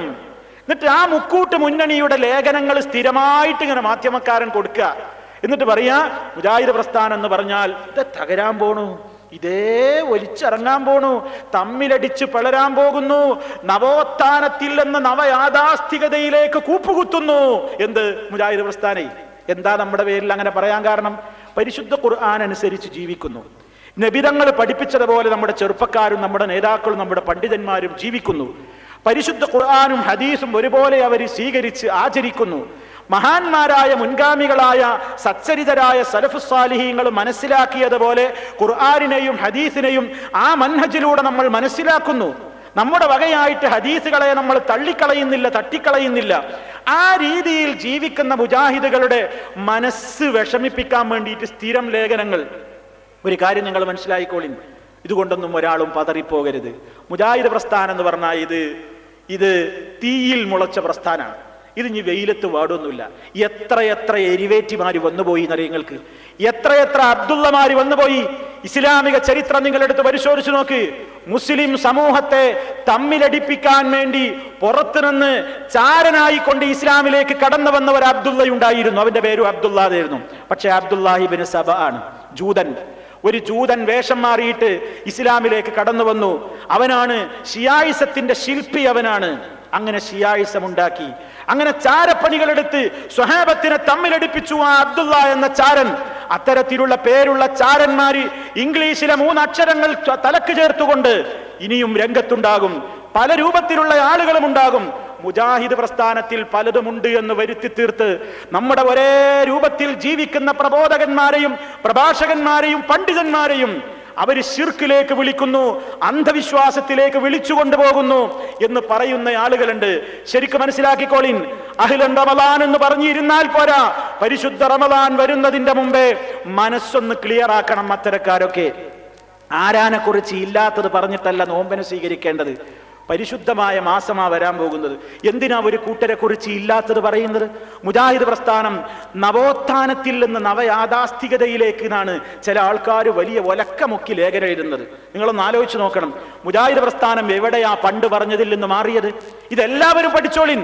മുജാഹിദ് പ്രസ്ഥാനത്തിൽപ്പെട്ട അതിലേക്ക് അനുഭാവമുള്ള ആളുകളെ മനസ്സ് മടുപ്പിച്ച് ഇതിൽ നിന്ന് പിന്തിരിപ്പിക്കാമെന്ന് ആരെങ്കിലും സ്വപ്നം കാണുന്നുവെങ്കിൽ പ്രിയ സഹോദരന്മാരെ, ആ പകൽ സ്വപ്നം വെറുതെ അങ്ങ് നിർത്തിവെക്കലാണ് നല്ലത്. ഒരൊറ്റ മുജാഹിദിനും ഒരു പകർച്ച ഉണ്ടാവില്ല. കാരണം എന്താ അറിയോ? മുജാഹിദ് പ്രസ്ഥാനം ഏത് വിഷയത്തിലും അതിന്റെ പണ്ട് കാലത്തുള്ള പണ്ഡിതന്മാരെന്താണോ പറഞ്ഞ് അന്നെ ഇപ്പോഴും പറയുന്നത്. ഖുർആനിലും ഹദീസിലും ഉള്ള നിയമങ്ങൾ പറഞ്ഞ പണ്ഡിത സംഘടനയാണ് കേരള ജംഇയ്യത്തുൽ ഉലമ. ഈ കേരള ജംഇയ്യത്തുൽ ഉലമ എന്ന് പറയുന്ന പണ്ഡിത സംഘടനക്ക് അത് മാത്രമല്ല പേരുള്ളത്, അത് രജിസ്റ്റർ ചെയ്യുമ്പോൾ തന്നെ അതിന്റെ കൂടെ ഒരു വാലുണ്ട്. എന്താ? കേരള ജംഇയ്യത്തുൽ ഉലമ അഹ്ലുസുന്നത്തി വൽ ജമാഅ. അഹ്ലുസുന്നത്തി വൽ ജമാഅത്താണ്. പരിശുദ്ധ ഖുർആൻ, നബി സല്ലല്ലാഹു അലൈഹി വസല്ലമിന്റെ ഹദീസുകൾ, അതിലനുസരിച്ചുള്ള വിഷയങ്ങളെ പറഞ്ഞിട്ടുള്ളൂ. അത് ജിന്നിന്റെ പ്രശ്നമാണെങ്കിൽ ഇപ്പൊ ചില ആൾക്കാർ പോണു ജിന്ന് പോണുണ്ടോ, അവൻ ജിന്നൂരിയാണ്, മറ്റോനാണ്, ഓരോരുത്തരെ പരിഹസിക്കുക. എന്താ സഹോദര? ജിന്ന്, സിഹിർ, മന്ത്രം, റുഖിയ ശർഇയ്യ എന്ന പേരിലുള്ള മന്ത്രം, ഇതൊക്കെ പ്രിയമുള്ളവരെ മുജാഹിദ് പ്രസ്ഥാനത്തിന്റെ നാളിതുവരെയുള്ള ഒരു മാറ്റവും സംഭവിച്ചിട്ടില്ല. കെ.എം. മൗലവിയുടെ ഫത്വ എന്ന പുസ്തകം എടുത്ത് പരിശോധിച്ചു നോക്കൂ.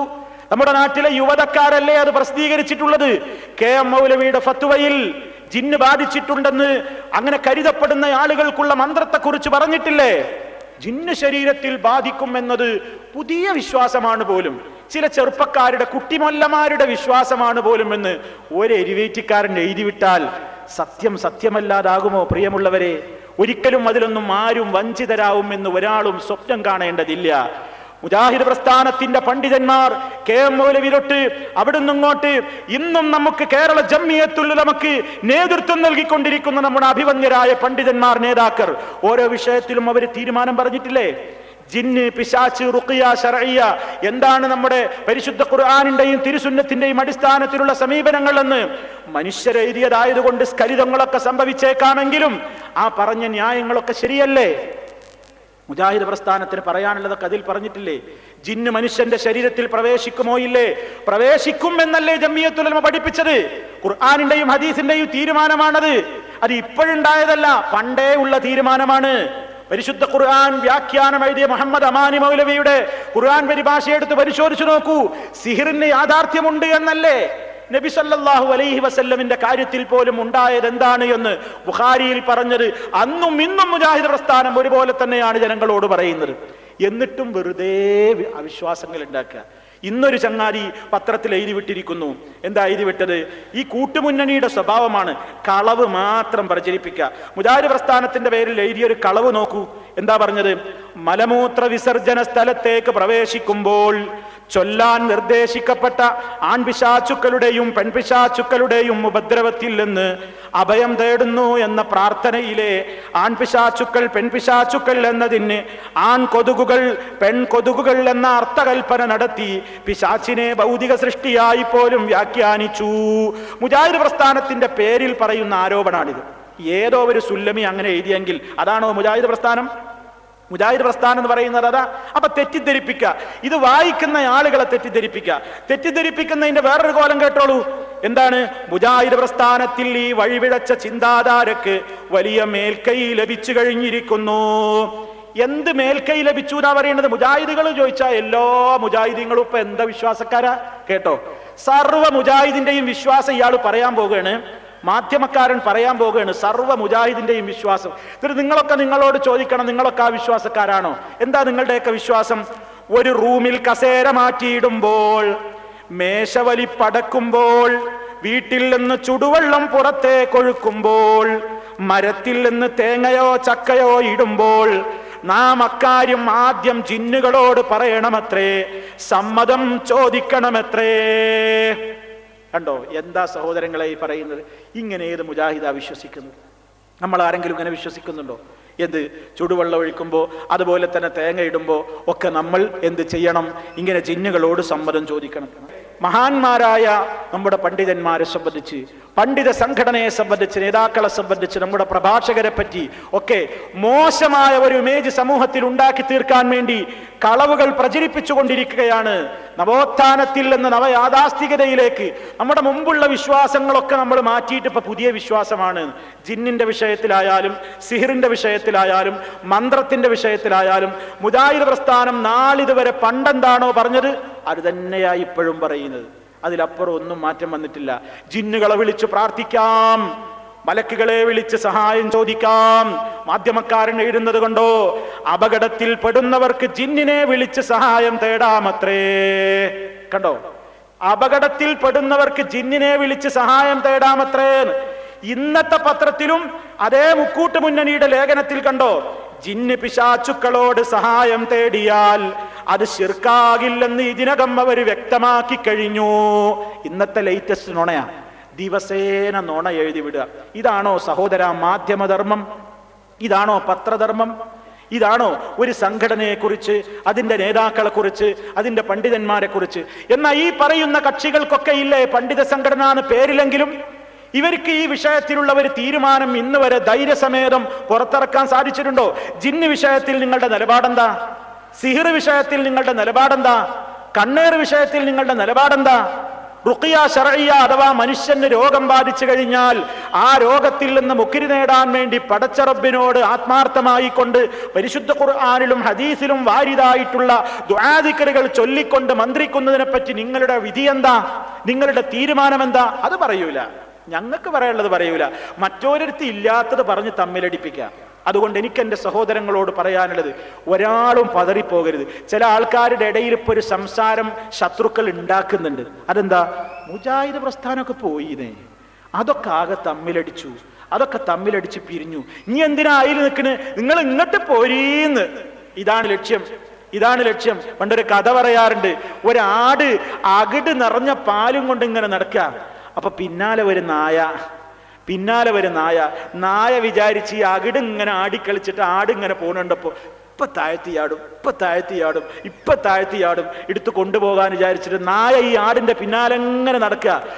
ആടിന്റെ ശരീരത്തിന്റെ ഒരു ഭാഗം അത്, ആടിന്റെ ശരീരത്തിൽ പാല് നിറഞ്ഞു തുടുത്ത ഒരു ഭാഗമാണിത്. അത് അതിന്റെ ഒരു പാർട്ടാണ്, അത് കൊഴിഞ്ഞു വീഴൂല. നായ ഈ മോഹവുമായിട്ട് ഇപ്പൊ കിട്ടുന്ന ആട്ടിന്റെ പിന്നാലെ നടന്ന് കാല് കഴയെന്നല്ലാതെ ഈ പ്രസ്ഥാനത്തിനൊരു പോറൽ പോലും ഏൽപ്പിക്കാൻ ഒരു ശക്തിയെ കൊണ്ടും സാധ്യമല്ല. പ്രിയമുള്ളവരെ, നിങ്ങൾ മനസ്സിലായിക്കോളി.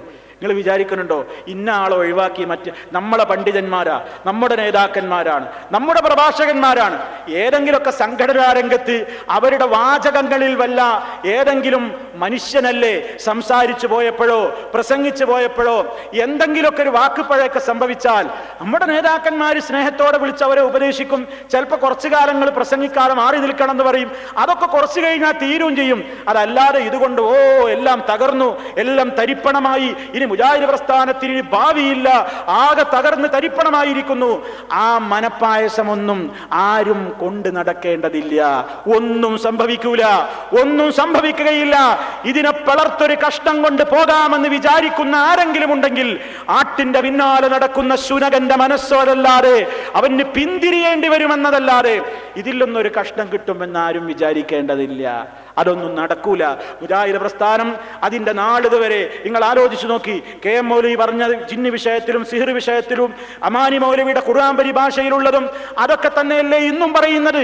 ബുഖാരി അവരാരും തള്ളിയിട്ടില്ല. കെ എം മൗലവി ബുഖാരി തള്ളിയതാ. എന്നിട്ട് ഈ ചങ്ങാതി ഈ ലേഖനത്തിൽ പറയാണ്, ചെറുപ്പക്കാരിൽ മാത്രമാണ് ഇപ്പൊ ഇതിങ്ങനെ വേരോടി വരുന്നത്. മുതിർന്ന പണ്ഡിതന്മാരൊക്കെ ഇതിനെതിരാണ്. കെ എം മൗലവിനെക്കാണ് മുതിർന്നൊരു പണ്ഡിതൻ കഴിഞ്ഞു പോയോ? കെ എം മൗലവി, മുഹമ്മദ് അമാനി മൗലവി, അലവി മൗലവി, അതുപോലെ തന്നെ ഈ MCC സഹോദരന്മാര്, ഇവരൊക്കെ എന്തൊക്കെയാണ് ഈ സമൂഹത്തിലേക്ക് ഖുർആനിന്റെയും ഹദീസിന്റെയും അടിസ്ഥാനത്തിൽ പഠിപ്പിച്ചത് അത് തന്നെയാ ഇപ്പോഴുള്ളത്. പിന്നെ ഇസ്ലാമികമായിട്ട് പ്രമാണങ്ങളിൽ വന്നത് മുഴുവൻ മുജാഹിദ് പ്രസ്ഥാന ജനങ്ങളോട് പറയും. അതിനൊരു മടിയൊന്നുമില്ല, അതിനാരെയും കാത്തു നിൽക്കാറില്ല, ആർക്കെങ്കിലും ഇഷ്ടമുണ്ടോ എന്ന് നോക്കാറില്ല. മുജാഹിദ് പ്രസ്ഥാനം ആദർശത്തിന്റെ രൂപത്തിൽ ജനങ്ങളെ പഠിപ്പിക്കുന്നു. പക്ഷേ ഇല്ലാത്തത് കൂട്ടി പറയാറില്ല, ഇല്ലാത്തത് ഉണ്ട് എന്ന് പറയാറില്ല, ഉള്ളതിനെ വക്രീകരിക്കാറില്ല, ദുർവ്യാഖ്യാനിക്കാറില്ല. അതുകൊണ്ട് എല്ലാവരും മനസ്സിലാക്കിക്കോളിൻ, മുജാഹിദ് പ്രസ്ഥാനത്തിന് ഒരു ആശയ വ്യത്യാസവും വന്നിട്ടില്ല. മുജാഹിദ് പ്രസ്ഥാനത്തിന് ആശയ വ്യത്യാസം വന്നു എന്ന് പ്രചരിപ്പിക്കുന്നവരാണ് വാസ്തവത്തിൽ ആശയ വ്യത്യാസം വന്ന് പരിങ്ങലിലായി നിൽക്കുകയാണ്. അപ്പൊ നിങ്ങളൊന്ന് ആലോചിച്ച് നോക്കൂ, നമ്മുടെ നാട്ടിലെ ഈ പത്രങ്ങളിലൊക്കെ എഴുതാൻ സ്ഥലം കൊടുക്കുന്ന ഈ കക്ഷി സ്വന്തം ആചാര്യനെ തന്നെ തള്ളിപ്പറഞ്ഞ ഗതികേടില ഒരു രാഷ്ട്രീയ പാർട്ടി രൂപീകരിച്ച് തെരഞ്ഞെടുപ്പിന് മുന്നോടിയായിട്ട് നിൽക്കുകയാണ്. ഇപ്പോ ഒരു സ്ഥാപനത്തിന്റെയും അല്ലാഹുവല്ലാത്തവർ ഭരണം നടത്തുന്ന അനിസ്ലാമിക ഗവൺമെന്റിന്റെ കീഴിലുള്ള ജോലിയോ സ്ഥാപനമോ നിയമസഭയിലെ അംഗത്വമോ പാർലമെന്റിലെ അംഗത്വമോ ഒരു സ്ഥാനവും നേടാൻ പാടില്ലെന്ന് പറയുകയും അതൊക്കെ നിങ്ങളുടെ ലാ ഇലാഹ ഇല്ലല്ലാഹും ഈമാനിനും ഘടകവിരുദ്ധമാണെന്ന് പ്രഖ്യാപിച്ച സ്വന്തം ആചാര്യന്റെ ആശയങ്ങളെ ചവറ്റുകൊട്ടയിലേക്ക് വലിച്ചെറിഞ്ഞ് പുതിയ പാർട്ടി ഉണ്ടാക്കി തെരഞ്ഞെടുപ്പ് ഗോതയിലേക്ക് ഇറങ്ങിയ ആളുകളാണ് ഇപ്പൊ പറയുന്നത്, മുജാഹിദുകളെ നിങ്ങളിപ്പോ ഞങ്ങളെ ലൈനിൽക്ക് വരികയാണ്, നമ്മളെ ലൈനിൽക്ക് വരികയാണ്. മുജാഹിദ് പ്രസ്ഥാനം ഒരിക്കലും അതിന്റെ പ്രഖ്യാപിത ലക്ഷ്യത്തിൽ നിന്ന് പിറകോട്ട് പോയിട്ടില്ല, പോകേണ്ട കാര്യമില്ല. കാരണം എന്താ, ഈ പ്രസ്ഥാനത്തിന്റെ ആശയങ്ങൾ രൂപീകരിക്കുന്നത് ഏതെങ്കിലും ഒരു മുശാവറ യോഗത്തിൽ വെച്ചല്ല. അള്ളാഹുവിന്റെ പരിശുദ്ധ ഖുർആൻ, മഹാനായ നബി കരീം സല്ലല്ലാഹു അലൈഹി വസല്ലമിന്റെ തിരുവചനങ്ങൾ, അതിന്റെ അടിസ്ഥാനത്തിലാണ് കാര്യങ്ങൾ തീരുമാനിക്കുന്നത്. അതുകൊണ്ട് മുജാഹിദ് പ്രസ്ഥാനം ജിന്നുകളെ വിളിച്ച് സഹായം തേടാമെന്ന് പറയുന്നു, ജിന്നെ കാക്കണേ മലക്കെ രക്ഷിക്കണേ എന്ന് പറയുന്ന ഏതൊരു മുജാഹിദാ ഉള്ളത്? ഏതെങ്കിലും ഒരു മുജാഹിദുണ്ടോ? അങ്ങനെ ഇല്ലാത്തൊരു കാര്യം പറഞ്ഞിട്ട് എന്തിനാണ് സമയം കളയുന്നത്?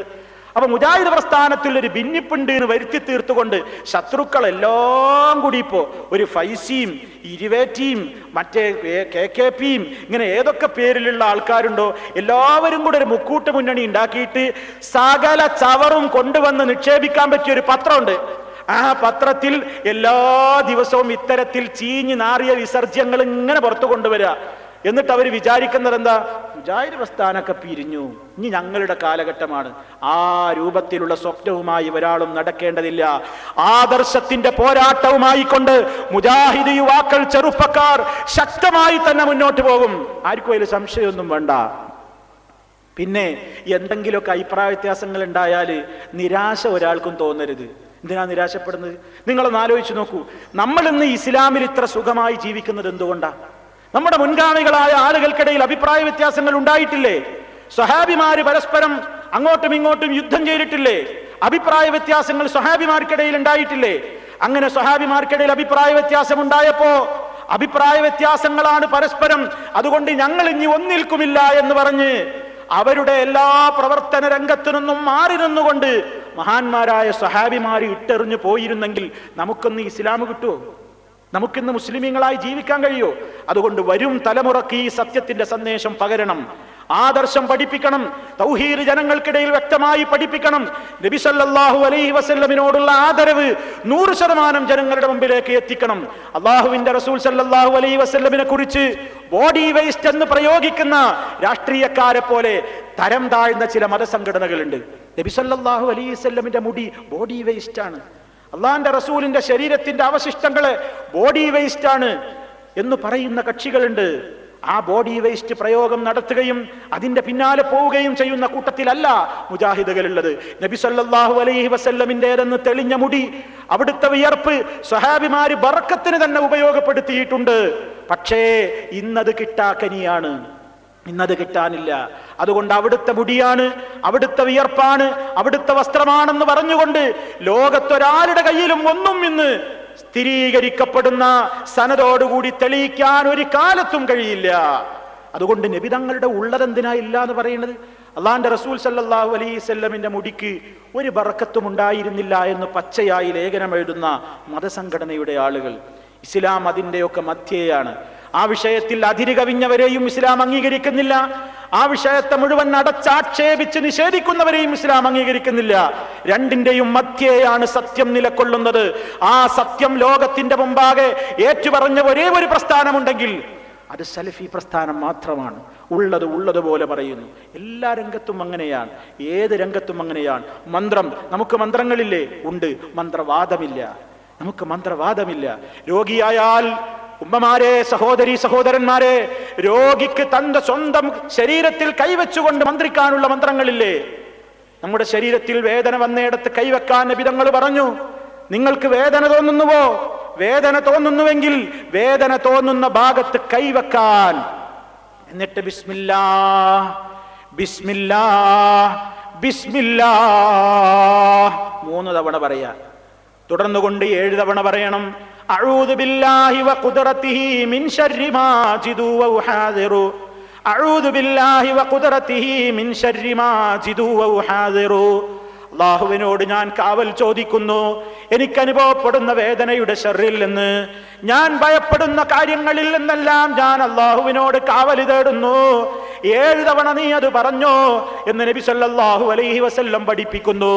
നീ രോഗിയെ കാണാൻ ചെന്നാൽ, നിനക്ക് തൊടൽ അനുവദനീയമായ രോഗിയാണെങ്കിൽ ആ രോഗിയുടെ ശരീരത്തിൽ നിന്റെ കൈവച്ചുകൊണ്ട് അല്ലാഹുമ്മ റബ്ബന്നാസ് അദ്ഹിബിൽ ബഅസ ഇശ്ഫി അൻത ശാഫി ലാ ശിഫാ ഇല്ലാ ശിഫാഉക ശിഫാഅൻ ലാ യുഗാദിറു സഖമാ. മന്ത്രമാണ്. ഇസ്ലാം പഠിപ്പിക്കുന്ന മന്ത്രങ്ങളുണ്ട്. വീട്ടിൽ നിന്ന് പുറത്തിറങ്ങുമ്പോൾ ഉള്ള ദിക്റുണ്ട്. പൈശാചികമായ ശർറിൽ നിന്ന് മോചനം നേടാൻ ഉറങ്ങാൻ കിടക്കുമ്പോൾ ആയത്തുൽ കുർസി ഓതുന്നുണ്ട്. നേരം പുലരുവോളം ശൈത്താനിൽ നിന്നുള്ള കാവലിന് വേണ്ടി അള്ളാഹ് നിശ്ചയിച്ചു തന്നിട്ടുള്ള അധ്യായമാണ് സൂറത്തുൽ ബഖറയിലെ ആയത്തുൽ കുർസി എന്ന് പറയുന്ന വചനം. വീട്ടിൽ നിന്ന് പുറത്തിറങ്ങുമ്പോൾ ശൈത്താന്റെ ബാധയിൽ നിന്ന് രക്ഷ കിട്ടാൻ വേണ്ടി പഠിപ്പിച്ച ദിക്റാണ് ബിസ്മില്ലാഹി തവക്കൽതു അലല്ലാഹ് വലാ ഹൗല വലാ ഖുവത ഇല്ലാ ബില്ലാഹ്. വീട്ടിലേക്ക് കയറുമ്പോൾ ബിസ്മി ചൊല്ലി കയറിക്കോ, ശൈത്താൻ നിന്റെ കൂടെ കയറൂല. ഭക്ഷണം കഴിക്കുമ്പോൾ ബിസ്മില്ല ചൊല്ലിക്കോ, ശൈത്താൻ നിന്റെ കൂടെ ഭക്ഷണം കഴിക്കൂല. ഇല്ലെങ്കിലോ ശൈത്താൻ നിന്റെ കൂടെ വീട്ടിലേക്ക് കയറും, ശൈത്താൻ നിന്റെ കൂടെ ഭക്ഷണം കഴിക്കും. ഇതൊക്കെയാണ് കേട്ടാ ചിലർക്ക് മനം വരട്ടല്. ശൈത്താൻ പിന്നാലെ കൂടെ, ശൈത്താൻ ഭക്ഷണം ഒപ്പം കഴിക്കേ, ശൈത്താൻ വീട്ടിക്ക് കയറിയേ, ശൈത്താൻ പിന്നാലെ ഉണ്ടാവേ. നബി സല്ലല്ലാഹു അലൈഹി വസല്ലം പഠിപ്പിച്ചത് മുഴുവൻ അങ്ങനെ തന്നെ വിശ്വസിക്കുകയും ആദരിക്കുകയും അംഗീകരിക്കുകയും ചെയ്യുന്നവനെ മുസ്ലിമാകൂ. അതിനെ ചോദ്യം ചെയ്യുന്നത്, അതിനെ പരിഹസിക്കുന്നത്, അതിനെ നിഷേധിക്കുന്നത് കുഫറായി തീരും. പ്രിയമുള്ളവരെ, വിവരക്കേടുകൊണ്ടല്ല, അറിഞ്ഞുകൊണ്ട് തന്നെ അവയൊക്കെ നിഷേധിക്കുന്ന എത്രയോ ആളുകൾ. സഹീഹുൽ ബുഖാരിയിലെ ഹദീസുകളെ നിഷേധിക്കുന്ന ആളുകൾ, മുസ്ലിമിലെ ഹദീസ് നിഷേധിക്കുന്ന ആളുകൾ, ഇസ്ലാമിലെ ആചാരങ്ങളെ പരിഹസിക്കുന്ന ആളുകൾ. എല്ലാവരും പഠിച്ചു വെച്ചോളിൻ. മുജാഹിദ് പ്രസ്ഥാനം ഇന്ന് നേരിടുന്ന ഏറ്റവും വലിയ വെല്ലുവിളി എന്താ അറിയോ? എല്ലാവരും മനസ്സിലാക്കിക്കോളിൻ. നിങ്ങൾ അള്ളാന്റെ ദീനനുസരിച്ച് ജീവിച്ചാൽ നിങ്ങൾക്ക് ചീത്തപ്പേര് കിട്ടും. ആ ചീത്തപ്പേര് സ്വീകരിക്കാൻ ഞാൻ തയ്യാറാണ് എന്ന ബോധത്തോടെ, ആവേശത്തോടുകൂടി മുന്നോട്ട് പോകണമെന്നാണ് എനിക്ക് എന്നോടും നിങ്ങളോടും ഈ അവസാന വേളയിൽ നൽകാനുള്ള വസിയത്ത്. നമ്മൾ നമ്മുടെ ആദർശത്തിൽ അടിയുറച്ച് നിൽക്കുക. ആരെന്ത് പറയട്ടെ, എന്ത് തന്നെ കുലുക്കട്ടെ, കുലുങ്ങുകയില്ല.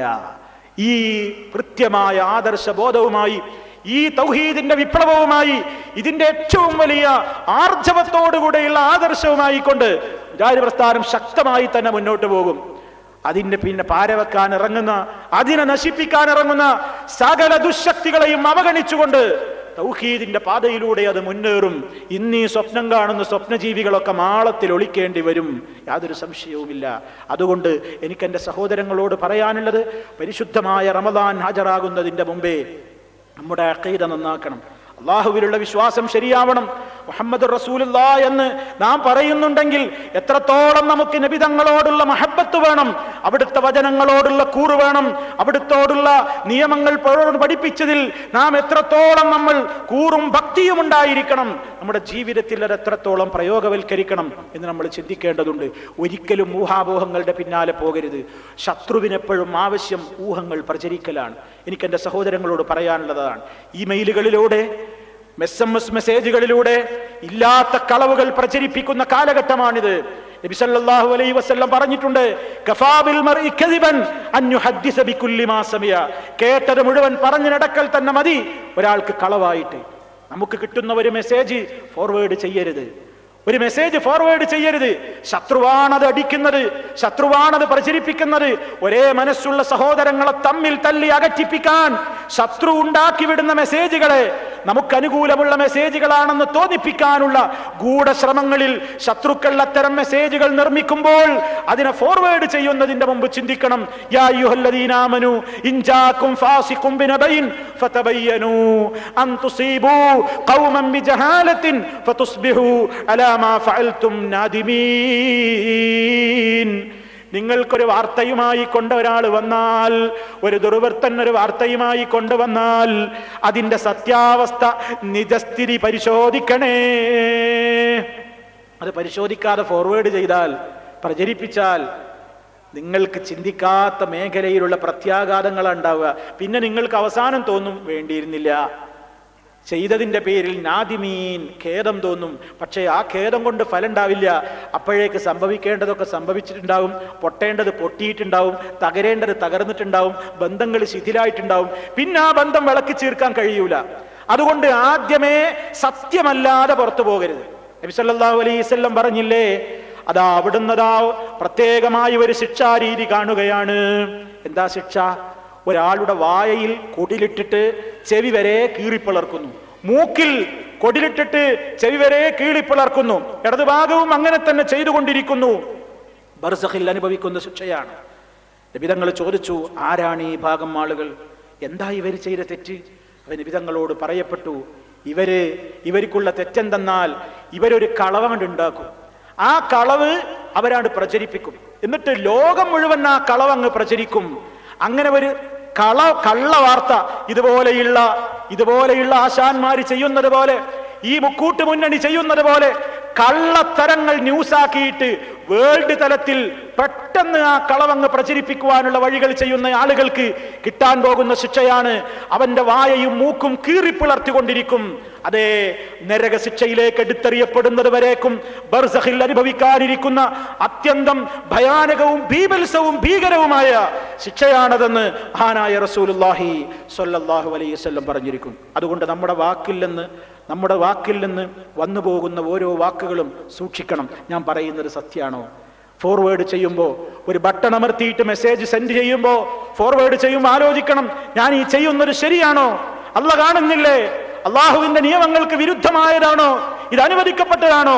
മുസ്ലിമീങ്ങൾ സഹോദരങ്ങളാണ്, പരസ്പരം ആദരിക്കേണ്ടവരാണ്, പരസ്പരം ഗീബത്ത് പറയേണ്ടവരല്ല, നമീമത്ത് പറയേണ്ടവരല്ല, അടച്ചാക്ഷേപിക്കേണ്ടവരല്ല, സമയം കിട്ടിയാൽ മറ്റവന്റെ കുറ്റം പറയേണ്ടവരല്ല. പരസ്പരം ആദരിക്കണം. തെറ്റിദ്ധാരണകളും ഇല്ലാത്തതും ഒരാളെ കുറിച്ച് നമ്മോട് എന്ന് പറയും. പലപ്പോഴും നബി സല്ലല്ലാഹു അലൈഹി വസല്ലം പറയാറുണ്ടായിരുന്നു സഹാബിമാരോട്, എന്റെ അനുയായികളെ കുറിച്ച് നിങ്ങൾ എന്നോട് കുറ്റങ്ങൾ വന്ന് പറയരുത്. ഇന്നലെ കണ്ട മുഖത്തോടെ തന്നെ ഇന്നും എന്റെ അനുചരണ കാണണമെന്നാണ് ഞാൻ ആശിക്കുന്നത് എന്ന് നബി സല്ലല്ലാഹു അലൈഹി വസല്ലം പറയുന്നു. എത്ര കറക്റ്റായ വചനമാണത്! ഇന്നലെ കണ്ട അതേ മുഖത്തോടെ എനിക്ക് എന്റെ അനുചരണ ഇന്നും കാണാൻ കഴിയണം എന്ന് പറഞ്ഞാൽ, ഇന്നലെ സ്നേഹത്തോടെ പിരിഞ്ഞ ആളെ ഇന്ന് കാണുമ്പോൾ എനിക്ക് വെറുപ്പാ. എന്താ കാരണം? ഇടയിൽ ഒരുത്തൻ പണിയെടുത്തു, അവനെക്കുറിച്ച് എന്നോട് ഇല്ലാത്തത് പറഞ്ഞു, ഞാനത് വിശ്വസിച്ചു. പാടില്ല. വളരെ ശ്രദ്ധിക്കണം. പരസ്പര ബന്ധങ്ങൾ വളരെയേറെ പ്രാധാന്യമർഹിക്കുന്നവയാണ്. നമ്മുടെ ആദർശത്തിന്റെ തനിമ അതിലൂടെ ചോർന്നു പോകും. അതുകൊണ്ട് കൃത്യമായി ഇസ്ലാമികമായ ആദർശത്തിന്റെ മാർഗത്തിൽ അടിയുറച്ചു നിന്നുകൊണ്ട് ഈ വരുന്ന റമദാനിനെ സ്വീകരിക്കുക.